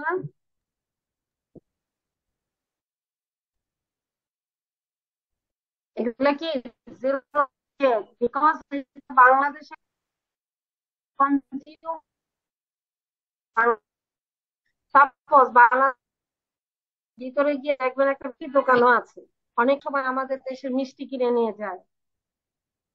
আপনারা যখন ইন্টারন্যাশনাল স্তরে গেলে দেখা যায় মিষ্টির দোকান আছে ডিউটি ফ্রি, আরো অনেক শপ আছে যেগুলা ডিউটি ফ্রি শপ, এখান থেকে অনেক কিছু কিনে নেয়। তো ফরেনাররা সে কিনলো, কেনার পরে বাংলাদেশে এটা এনজয় করছে না, বাংলাদেশে কনজিউম করছে না, কোথায় নিয়ে যাচ্ছে? তার দেশে। এই জন্য এটা ডিউটি ফ্রি। ডিউটি ফ্রি সব দোকানের গায়ে লেখা থাকে ডিউটি ফ্রি শপ, যেহেতু সে কিনেছে এবং সাথে সাথে সে বিদেশে চলে যাচ্ছে। এগুলা কি জিরো রেটেড। এখন ম্যাম আসেন, ওই সেলটা কি আপনার এক্সপোর্ট হিসেবে গণ্য হচ্ছে? এটা এটাকে এক্সপোর্ট হিসেবে গণ্য হয়েছে, সাপ্লাই গুডস ফর এক্সপোর্ট, এই জন্য এটা জিরো রেট হয়ে যাবে, কিন্তু বাংলাদেশে কিনতে। জি ম্যাম। বোঝা গেল? ম্যাম আপনার ভয়েসটা মাঝে মধ্যে মানে ইয়া হয়ে যাচ্ছে, প্রবলেম কমে হতেছে। যাচ্ছে, একটু পর বেড়ে যাচ্ছে, এরকম। আচ্ছা, আমি দেখি আবার চেক। এখন কি ক্লিয়ার শোনা যায়? জি ম্যাম, এখন ক্লিয়ার আছে। আমরা যেটা পড়ছিলাম নাম্বার থ্রিতে দেখবো এখন। নাম্বার 3, সাবসেকশন 3 অফ 23, যেখানে সাপ্লাই গুডস ফর এক্সপোর্ট গুলাকে জিরো রেটেড হিসাবে ধরা হবে। আচ্ছা, এখন আসেন supply of any goods usable for repair, maintenance, cleaning, renovation, modification for any other similar work of any goods shall be zero rated.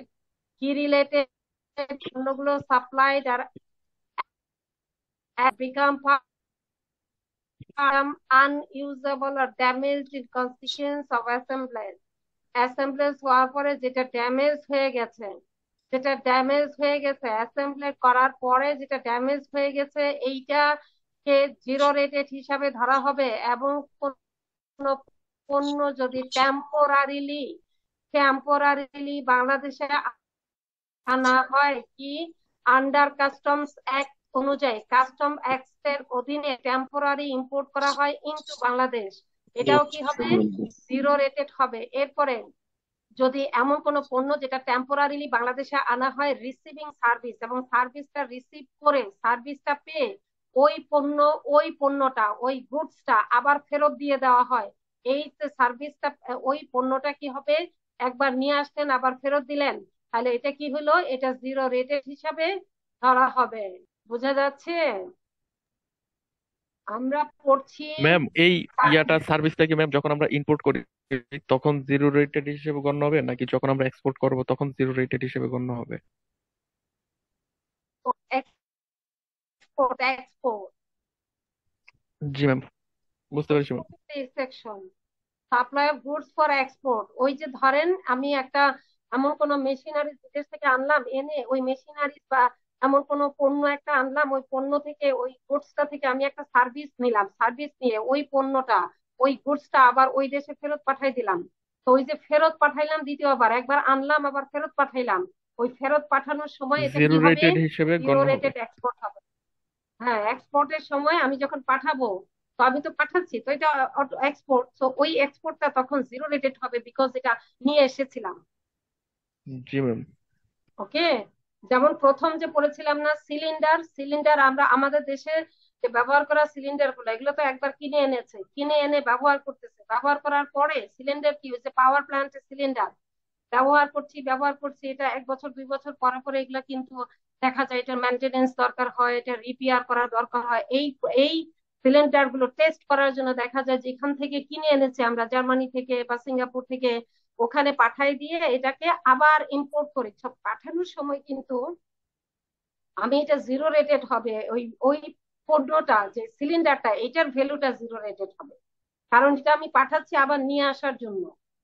So একইভাবে এখানে যদি এমন কোন গুডস আমরা নিয়ে আসি, টেম্পোরারি আমরা আনি, কিন্তু আমরা এটা এখানে রেখে দেওয়ার জন্য আনি না, টেম্পোরারি এটাকে নিয়ে আসি, এটা থেকে একটা সার্ভিস নিয়ে আমরা কি করি? আবার এটা ফেরত পাঠায় দিই। তখন ওইটা যখন ফেরত পাঠাই, তো এটা এক্সপোর্ট হচ্ছে, এটা তখন জিরো রেটেড হবে। আসেন 23 স্টিল কন্টিনিউ করছি আমরা। এবার আসেন supply of goods for the repair replacement of A goods under warranty. দেখেন নাম্বার 4-এ যে কথাগুলো বলা আছে, আমি এটা প্রথমে গল্প আকারে বলে দেই। যেমন ধরেন আমি আমি একটা ঘড়ি কিনেছিলাম লন্ডন থেকে, যে ঘড়িটা আমার সাথে একটা ওয়ারেন্টি কার্ড দিয়েছে, একটা ব্র্যান্ডের ঘড়ি, এগুলা ইন্টারন্যাশনাল ব্র্যান্ডের ক্ষেত্রে হয়, যে কোনো পণ্য বা সেবা, পণ্য যেটা আপনি ইন্টারন্যাশনাল ব্র্যান্ডের, একটা ঘড়ি কিনেছেন, একটা মোবাইল কিনেছেন, হ্যাঁ, এরকম আপনি লন্ডন থেকে কিনে আনার সময় আমি একটা ঘড়ি কিনেছিলাম, সেটার সাথে একটা ওয়ারেন্টি কার্ড দিয়েছে। আমি বললাম এটা আমি কিভাবে অ্যাভেল করব? বললো যে আমি তো আর লন্ডনে নাও আসতে পারি, আমি এটা কিভাবে অ্যাভেল করবো? বললো যে কোনো অসুবিধা নাই, তোমার দেশে যেইখানে তোমাদের মার্কেট গুলোতে গিয়ে খুঁজবা, এই রকম আমার এই ব্র্যান্ডের যত শোরুম আছে, যে কোনো শোরুমে গেলেই তুমি এই সার্ভিসটা নিতে পারবা, ওয়ারেন্টি কার্ড দেখায়, তোমাকে কোনো পেমেন্ট করতে হবে না। এইখানে যে ঘটনাটা ঘটে এক্স্যাক্টলি সেই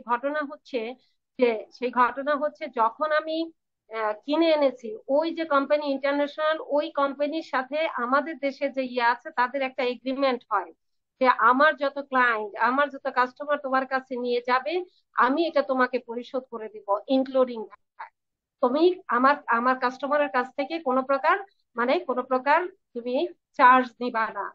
বোঝা যাচ্ছে কথা?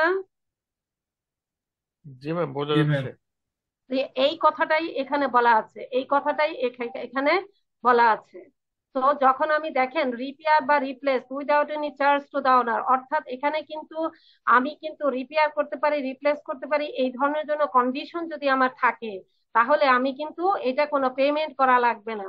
এখন দেখেন number 5, any goods supplied in the course of repair, maintenance, cleaning কখন আমরা কি পড়ছি, supply of goods for export, মানে আমরা ধরতে হবে এটা এক্সপোর্ট হয়ে গেছে, আসলেই এক্সপোর্ট। কিরকম এক্সপোর্ট আসলেই, যেমন ধরেন আমাদের দেশের যত প্রকার আমি গুডস সাপ্লাই করি in course of repair, maintenance, cleaning, renovation, modification, otherwise physically affecting an ocean going ship বা এয়ারক্রাফট, অর্থাৎ বিদেশি কোনো জাহাজ আমাদের পোর্টে আসলো, বিদেশি কোনো প্লেন আমাদের বিমানবন্দরে ল্যান্ড করলো, তো এইখানে অনেক সময় সমস্যা হতে পারে। এই সমস্যাগুলোর জন্য ওই ওই প্লেনের সমস্যা হতে পারে, জাহাজের সমস্যা হতে পারে, এই সমস্যাগুলোর জন্য যদি রিপেয়ার করতে হয়, মেনটেনেন্স করতে হয়, ক্লিনিং করতে হয়, যদি রিনোভেশন লাগে, এই জন্য যে কোনো পণ্য যদি আমাদের দেশ থেকে কিনে নিয়ে এটা রিপেয়ার করে, তখন তো ও রিপেয়ার করে বিমান তো এখানে বসে থাকবে না, সে তো চলে যাবে। এই কারণে এগুলাকে এক্সপোর্ট হিসেবে ধরা হবে এবং জিরো রেটেড। একইভাবে যদি আমরা কোনো স্পেয়ার পার্টস, মানে এই যে রিপেয়ার করলো, এই রিপেয়ার করতে গেলে যদি কোনো স্পেয়ার পার্টস লাগে এয়ারক্রাফট বা ওই শিপের জন্য, হ্যাঁ, যদি কোনো আপনার স্টোরস লাগে বা স্পেয়ার পার্টস লাগে, এই ধরনের যদি কোনো আপনার লাগে, এইগুলো যে আমাদের দেশ থেকে কিনে নিল, কিনে তো ওই জাহাজে ইউজ হইলো এবং সে রিপেয়ার করে সে চলে গেল, চলে যাওয়া যে গেল, যে তাহলে এটা কি এক্সপোর্ট হলো না? এটাকে আমরা কি করব, supply of goods for export হিসাবে ধরবো, ধরে এটা জিরো রেটেড হিসেবে ট্রিট করা হবে, দ্যাটস অল। আসেন সেকশন 24, এতক্ষণ আমরা পড়ছিলাম সেকশন 23, যে সেকশন থেকে আমরা supply of goods for export, আমরা গুডস গুডস আমরা সাপ্লাই করেছি ফর এক্সপোর্ট গুডস, কিন্তু যেটাকে আমরা কি করব, জিরো রেটেড হিসাবে 23। এখন সাপ্লাই অফ গুডস যেটা 23 তে পড়লাম, এবারে আসেন 24-এ। 24-এ কিন্তু supply of zero rated service, supply of zero rated service কি হবে, সার্ভিস সাপ্লাই জিরো রেটে। এতক্ষণ পড়েছিলাম পণ্যের জন্য, যে পণ্যগুলা একইভাবে আমরা চিন্তা করেন যে জাহাজটা এসেছিল আমাদের দেশে, মনে করেন যে আমিরাত একটা অন্য দেশের কোম্পানি বিমান, বা Saudi airlines consider it, Saudi airlines বাংলাদেশে এসে সমস্যা হতে পারে না, ল্যান্ড করলো, এখন তার একটু রিপেয়ার করা দরকার, তার রিনোভেশন দরকার। এখন এই একই ক্ষেত্রে আমি বুঝাতে চাচ্ছি সেকশন 23 এবং 24 এর ক্ষেত্রে মানে কিছু কিছু রিলেটেড ম্যাটার আছে। রিলেটেড ম্যাটার কি, আপনি এয়ারক্রাফটটা এখানে আপনার স্পেয়ার পার্টস কিনলো, কিনে এটা সে নিয়ে চলে গেল, এটা রিনোভেশন করলো, আচ্ছা করে সে এটা ঠিক ট্রাই করে চলে গেল তার দেশে, তাহলে এটা কি এক্সপোর্ট হলো না? এখন আবার আসেন, আপনি যে স্পেয়ার পার্টস আমাদের দেশ থেকে কিনলো, কিনে এটা একজন লাগাইছে না, সে কি মিস্ত্রি বা ইঞ্জিনিয়ার ওই দেশ থেকে নিয়ে আসছে? আমাদের দেশ থেকে ব্যবহার করেছে, তো আমাদের দেশে ব্যবহার করেছে মানে কি সে সার্ভিসটা নিল না? জি ম্যাম। তো এই সার্ভিসের কথা বলা আছে 24-এ, একই জিনিস কিন্তু যখন এক্সপোর্ট হবে, যখন সার্ভিস হয়ে যাবে এবং এক্সপোর্ট হয়ে যাবে, তখন এটা জিরো রেটেড হবে। আমার কথা কি বোঝা যাচ্ছে? জি ম্যাম, বোঝা যাচ্ছে। কিন্তু আমার বারবার কেন দেখাচ্ছে আমার নেট কানেকশন আনস্টেবল, কিন্তু আমি তো দেখতে পাচ্ছি এখানে স্টেবল। না, মাঝে মাঝে একটু হচ্ছে ম্যাম আর কি। ব্যাপার হচ্ছে মাঝে মধ্যে আপনার ভয়েসটা ফ্লাকচুয়েশন করছে ম্যাম, মানে ভয়েসটা মানে ডাউন হয়ে যাচ্ছে এরকম আর ডাউন কি। হয়ে যাচ্ছে? জি ম্যাম, আচ্ছা সামটাইম। আমি চেষ্টা করি, আমি জানি না কেন এই প্রবলেম হয়, প্রায়ই আমার এটা হচ্ছে। আচ্ছা এখন আসি, আমরা পড়বো সেকশন 24 সার্ভিসের জন্য। রিমেম্বার, আমরা এবার সার্ভিস এক্সপোর্ট জিরো রেটেড এবং এটাকে এক্সপোর্ট ধরতে হবে। কিরকম দেখেন তো, supply of a service directly related to A land outside Bangladesh, আমি দেশের বাইরে ইন্ডিয়াতে যদি আমার কোনো জমি থাকে, ওই জমি রিলেটেড কোনো সার্ভিস বাংলাদেশ থেকে নিতে হবে, বাংলাদেশ থেকে নিতে হবে, এটা কি হবে, জিরো রেটেড, অর্থাৎ সার্ভিস দেশের বাইরে দিচ্ছি মানে এক্সপোর্ট করছি। একইভাবে গুডস যদি সিচুয়েটেড হয় বাংলাদেশের বাইরে, নাম্বার 2 বলছি আমি, গুডস যদি সিচুয়েটেড হয়, supply of a service physically given on a goods situated outside Bangladesh, আমি কোন সার্ভিস দিচ্ছি, যেই ফিজিক্যালি সার্ভিসটা দিচ্ছি কোথায় দিচ্ছি, যেই পণ্যটা দেশের বাইরে অবস্থিত ওইখানে, এট দ্য টাইম মানে যখন সার্ভিসটা দিচ্ছি তখনকার টাইমের কথা বলা হচ্ছে। ওই সার্ভিসটাকে রেন্ডার যে সার্ভিসটা হলো এটা তখন জিরো রেটেড হবে। বোঝা যাচ্ছে? Land outside ma'am related. একটা এক্সাম্পল দিলে ভালো হতো সার্ভিসটা। এক্সাম্পল যেমন ধরেন আমার দেশের বাইরে কোনো একটা পণ্য আছে, মানে গুডস আছে, কোনো মেশিনারি যেটার জন্য আমি বাংলাদেশ থেকে আমি ইঞ্জিনিয়ার নিয়ে গেলাম, নিয়ে জি ওইটা ম্যাম। ঠিক করলাম। অথবা ধরেন ইন্ডিয়াতে আমার একটা জমি আছে, সাপোজ কথার কথা। হ্যাঁ, জি অনেক আমাদের দেশে কিন্তু অনেক ইয়ে আছে, মানে মানে আমি দেখেছি হিন্দু কমিউনিটিজ আছে যারা ওনাদের দেখা যায় এই ইন্ডিয়াতে দেখা যায় প্রপার্টি আছে, আবার বাংলাদেশে থাকে, এরকম আছে। সো ধরেন আমি বাংলাদেশে বেশি পরিচিত, সুতরাং আমি ইন্ডিয়ায় যদি এমন হয় কোনো ল্যান্ড সিচুয়েটেড ওই রিলেটেড কোনো সার্ভিস, ধরেন আমি ইন্টারন্যাশনাল একজন লয়ার নিয়ে গেলাম, ওইটার আগে যদি কোনো মামলা মকদ্দমা হয় তাহলে লয়ার নিয়ে গেলাম ওইটার জন্য। তো ওই ল্যান্ডটার পক্ষ হয়ে সে যে ওখানে সার্ভিসটা দিল, এইটা কি হলো, এক্সপোর্ট হলো না আমাদের দেশ থেকে? মানে জি সামহাউ ম্যাম। আপনাদেরকে মনে করেন যে আপনাকে একটা গ্রাউন্ড দাঁড় করায় দিল, আপনার একটা গ্রাউন্ড দিয়ে দিল, এরকম যে আপনি দেশের বাইরে একটা মেশিনারিজ আছে যেটা আপনার ওখানে আপনার কোম্পানি আছে। হ্যাঁ, আপনার ইন্ডিয়াতে অথবা অন্য কোনো দেশে যান, একটা কোম্পানি আছে, এখন ওখানে যে মেশিনারিজটা ইউজ করেন আপনি বাংলাদেশ থেকে, ওটা নষ্ট হয়ে গেছে, বাংলাদেশ থেকে ইঞ্জিনিয়ার নিয়ে গেলে তাহলে সার্ভিস নেওয়া হলো না? এটা ওই সার্ভিসটা এক্সপোর্ট হয়ে গেল না? জি ম্যাম। তাহলে এই ধরনের ক্ষেত্রে এটা কিন্তু জিরো রেটেড হবে, ট্রিট হবে জিরো রেটেড হিসাবে। আচ্ছা, এখন আসেন supply of a service for repair, maintenance, cleaning, renovation, modification shall be zero rated যদি temporary imported into Bangladesh under customs act. একইভাবে ওই যে আমরা একটু আগে যেটা পড়ে আসছি, একইভাবে কাস্টমস অ্যাক্ট অনুযায়ী টেম্পোরারিলি আমাদের দেশে কোনো একটা মানে কোনো একটা মেশিনারিজ আনলো, এদের এইখানে এটা আবার রিপেয়ার করার দরকার হলো, রিপেয়ার করে এটা কি করলো, বিদেশে আবার পাঠায় দিল যেহেতু কাস্টমস অ্যাক্টের আন্ডারে।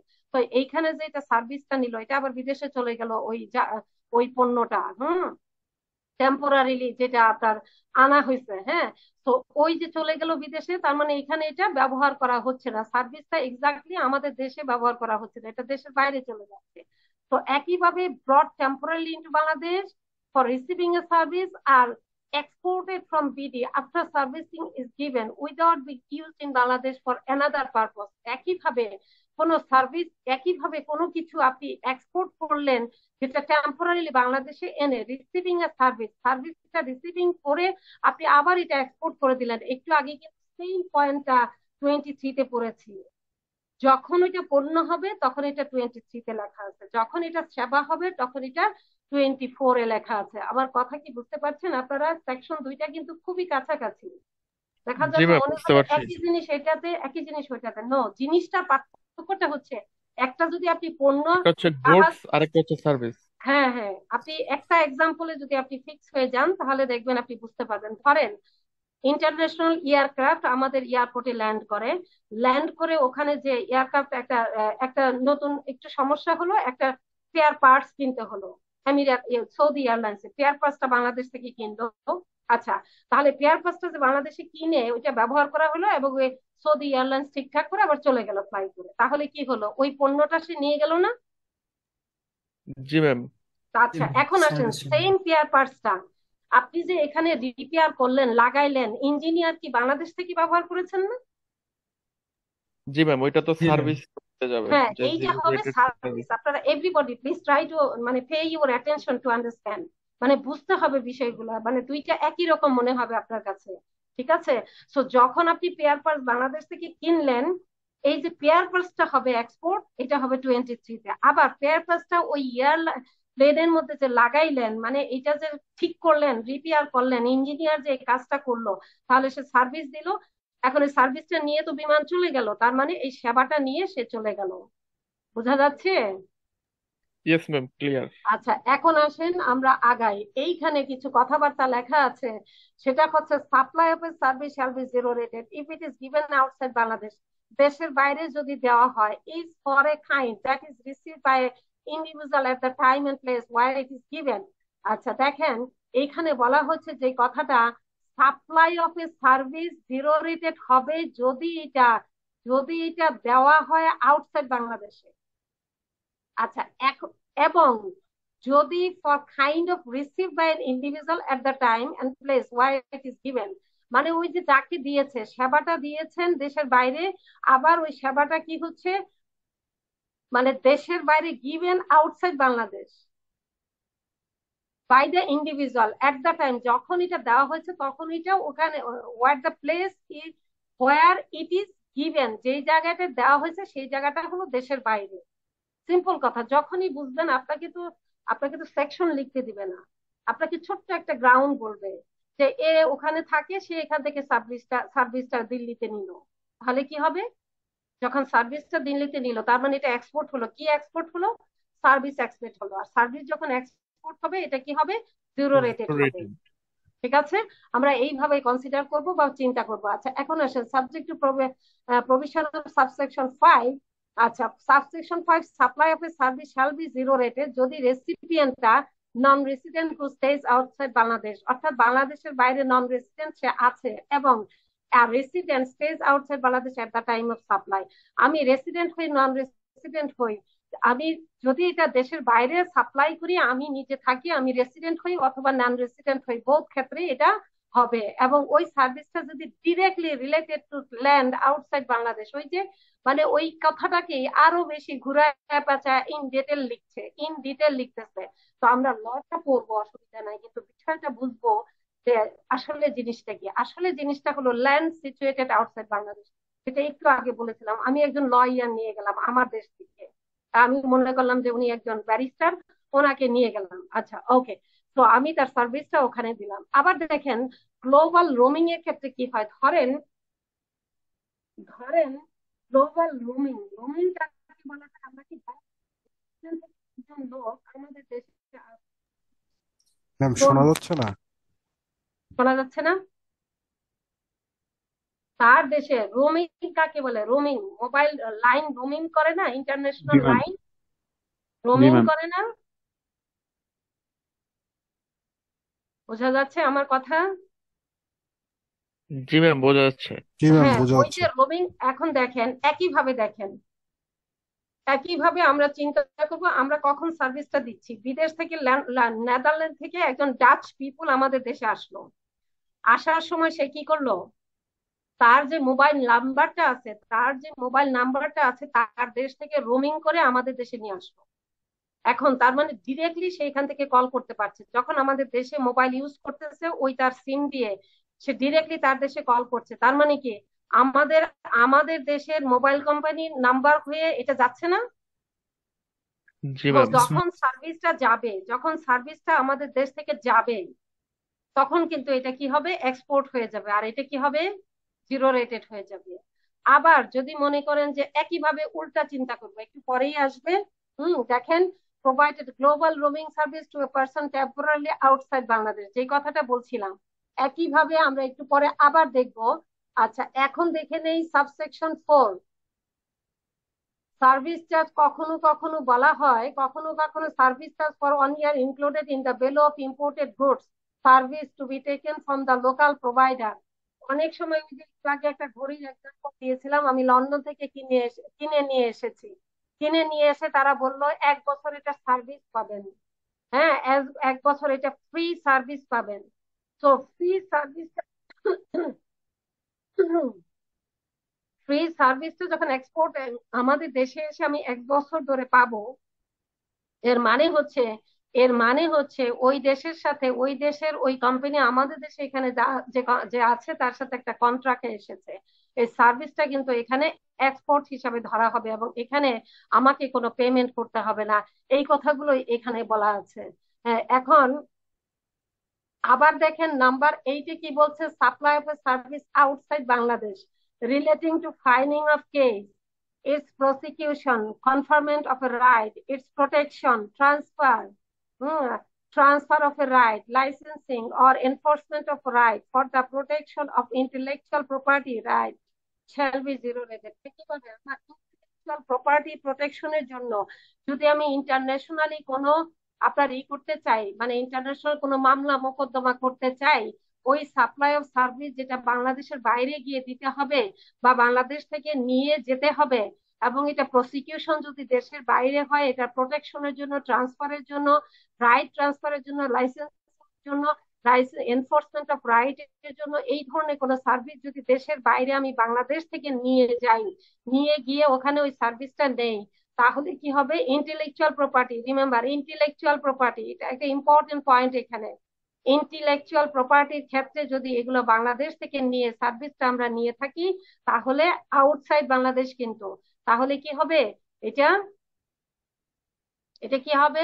এটা জিরো রেটেড হবে এবং এটাকে ধরে নেওয়া হবে আমি সার্ভিসটা এক্সপোর্ট করছি, কারণ এটা বাংলাদেশে ইউজ হচ্ছে না। ভেরি সিম্পল, বিষয়টা ক্লিয়ার হইতে হবে। ক্লিয়ার হলে কিন্তু বিষয়টা সিম্পল হয়। এখন আসেন, আমি বলেছিলাম তখন এক্সপোর্ট যদি ডাচ পিপল আমাদের দেশে আসে, তাহলে তার দেশ থেকে রোমিং করে আসলো, আর আমাদের দেশ থেকে যখন কেউ যায়, আমাদের দেশ থেকে মনে করেন অনেক কি আছে, তারা কিন্তু গ্রামীণ ফোনের যে নাম্বারটা আছে এটাই দেখা যায় রোমিং করে লন্ডন গেল, লন্ডন গিয়ে সে ওখান থেকে ফোন করছে বাংলাদেশে, তো তাহলে বাংলাদেশে গ্রামীণ ফোন কি এখানে সার্ভিসটা এক্সপোর্ট হয়ে যাচ্ছে না? তো একবার হয় আপনার সার্ভিসটা যখন দিবে তখন এক্সপোর্ট হয়ে যাবে, এটা তখন জিরো রেটেড হয়ে যাবে। দেখেন এখানে সিং রোমিং ফ্রম বাংলাদেশ বা to Bangladesh to be paid, এই ক্ষেত্রে যখন বাংলাদেশে যখন এটা আনা হবে, তখন কিন্তু কোনো ইম্পোর্ট এক্সপোর্ট কোনো সার্ভিস যখন আনা হবে সেটা ইম্পোর্ট হিসাবে ধরা হবে, সেটা কিন্তু অন্যরকম, সেটা ভ্যাট দিতে হবে। কিন্তু যখন এক্সপোর্ট হয়ে যাবে তখন কি হবে? এটা জিরো রেটে, যেটা আন্ডার 24 এক্সপোর্ট হিসাবে ধরা হবে। আচ্ছা, এখন আসেন আমরা একটু আগে যে কথাগুলো বলছিলাম, সেম জিনিস আবার এখানে রিপিট হচ্ছে। এই যে ওয়ারেন্টি কার্ড ব্রট ফ্রম অ্যাব্রোড, বিদেশ থেকে ওয়ারেন্টি কার্ড সহ কোনো পণ্য আপনি কিনে নিয়ে আসলেন, a supply of such service is made under an agreement with the warrantor to the effect that warrantor who is a non-resident and is not a registered person with, এটার example হচ্ছে এত কিছু ডিটেল না শুনে শুনতে হবে, যেটা সেটা হচ্ছে ওয়ারেন্টি কার্ড সহ আমি কোনো অ্যাব্রড থেকে কোনো পণ্য কিনে নিয়ে আসলাম, যে সেবাটা এখান থেকে নিলাম ওয়ারেন্টি কার্ডের এগেনস্টে, এটা হবে, এটা এক্সপোর্ট হয়ে যায় এবং আমি যখন নিব তখন তো আমাকে উইদাউট আপনার পেমেন্টে দিতে হবে। এখন আসেন একটু পরেই আমরা যেটা আসবো, সাপ্লাই অফ ফলোইং সার্ভিস, যেটা একটু আগে বলেছি। কি বলেছিলাম? ওই যে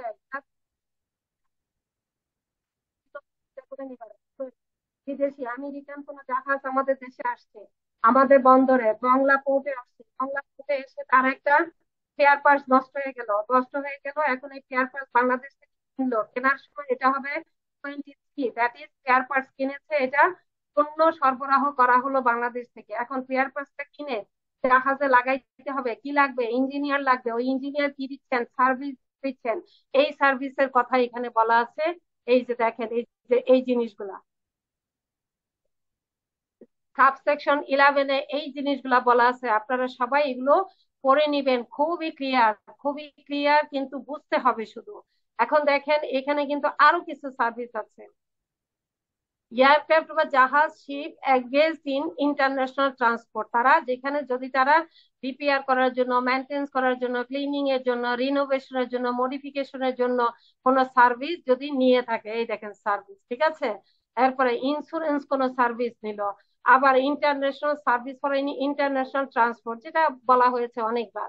আচ্ছা, directly connected to operation or any of an ocean going ship, যেটা আমি অলরেডি বলেছি। এইখানে একটা জিনিস ডিফারেন্ট আছে, সেটা হচ্ছে সাপ্লাই অফ স্টেভিডোরিং সার্ভিস, অর্থাৎ ওই যে সাপ্লাই, আমি একটু পরে আবার সাবসেকশন 2-তে যাব, সেখানে একটা আমাদের বাকি ছিল, ওইখানে আমরা দেখে নেব। স্টেভিডোরিং সার্ভিস হচ্ছে যে পণ্য লোডিং জাহাজটা কি করলো?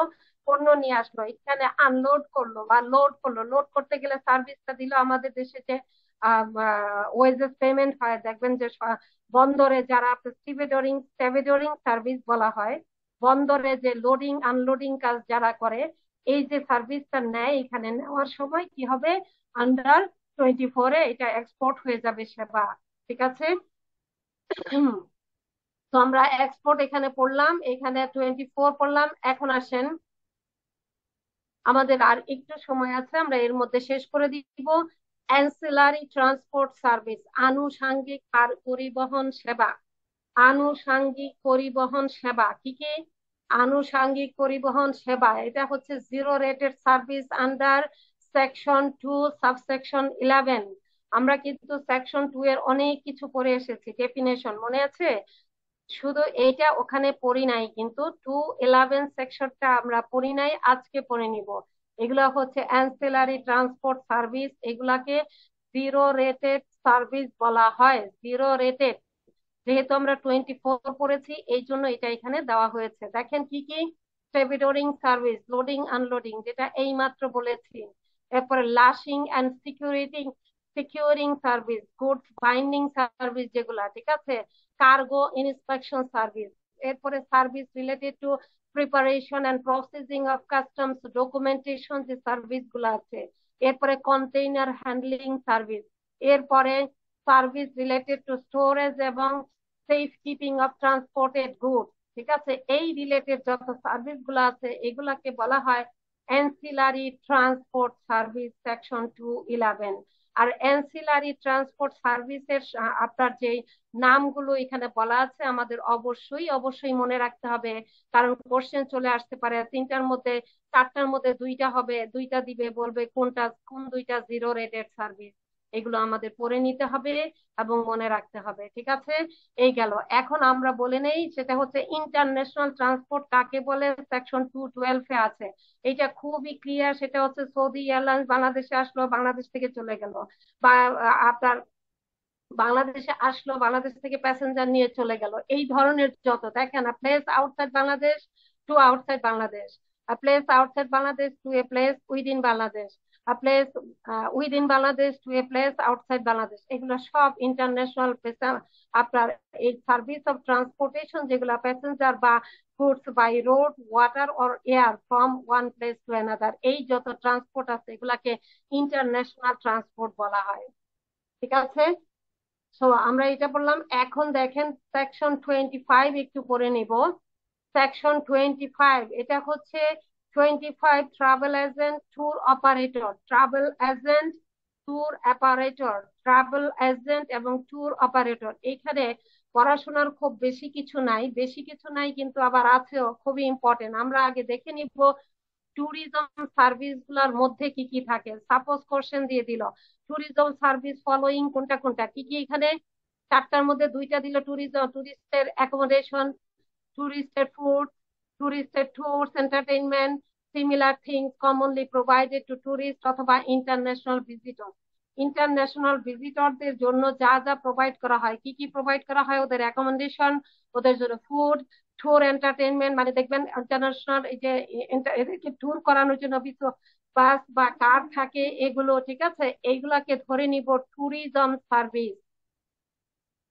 আর এখানে কি বলছে? The board may decide if a tourism service, irrespective of whether it is provided in Bangladesh or not, shall be zero rated or not. এই জিরো রেটেড হবে কি হবে না, এইটা এইটা কি করবে? ডিটারমাইন করবে। কে করবে? বোর্ড। এটা টাইম টু টাইম তারা সার্কুলারের মাধ্যমে ডিটারমাইন করে দিবে এবং ফর্মুলেট করে দিবে the rules determining the value on a general basis, ঠিক আছে। Tourism service that are not zero rated, of tourism service that are not zero rated, অর্থাৎ বোর্ড আপনাকে প্রতি পিরিয়ডে এটা কি করে? বোর্ড আপনার জানায় দেয় যে এই সার্ভিস হলো আপনার ট্যুরিজম সার্ভিস এবং এর মধ্যে কোনটা জিরো রেটেড, কোনটা জিরো রেটেড হবে কি হবে না, এই সবই ওখানে দিয়ে দেয়। That's all. এখন আসেন 26, the last one, last section of today. আমাদের টাইমও কম আছে। 26 হচ্ছে exempted supplies or exempted imports. Exempted supplies or exempted imports. Exempted supplies or exempted imports. The following supplies shall be exempted from VAT. আমরা জানি কোনগুলো? First schedule, that is প্রথম তফসিলে বর্ণনাকৃত। এরপরে any supply or import, any supply related to a right or option to receive an exempted supply, বাস এই দুইটা। এখানে তেমন কিছু নাই। সো আজকের পড়াশোনা আমরা এখানেই শেষ করছি, because you should have a break. I think your next class will be started from 9.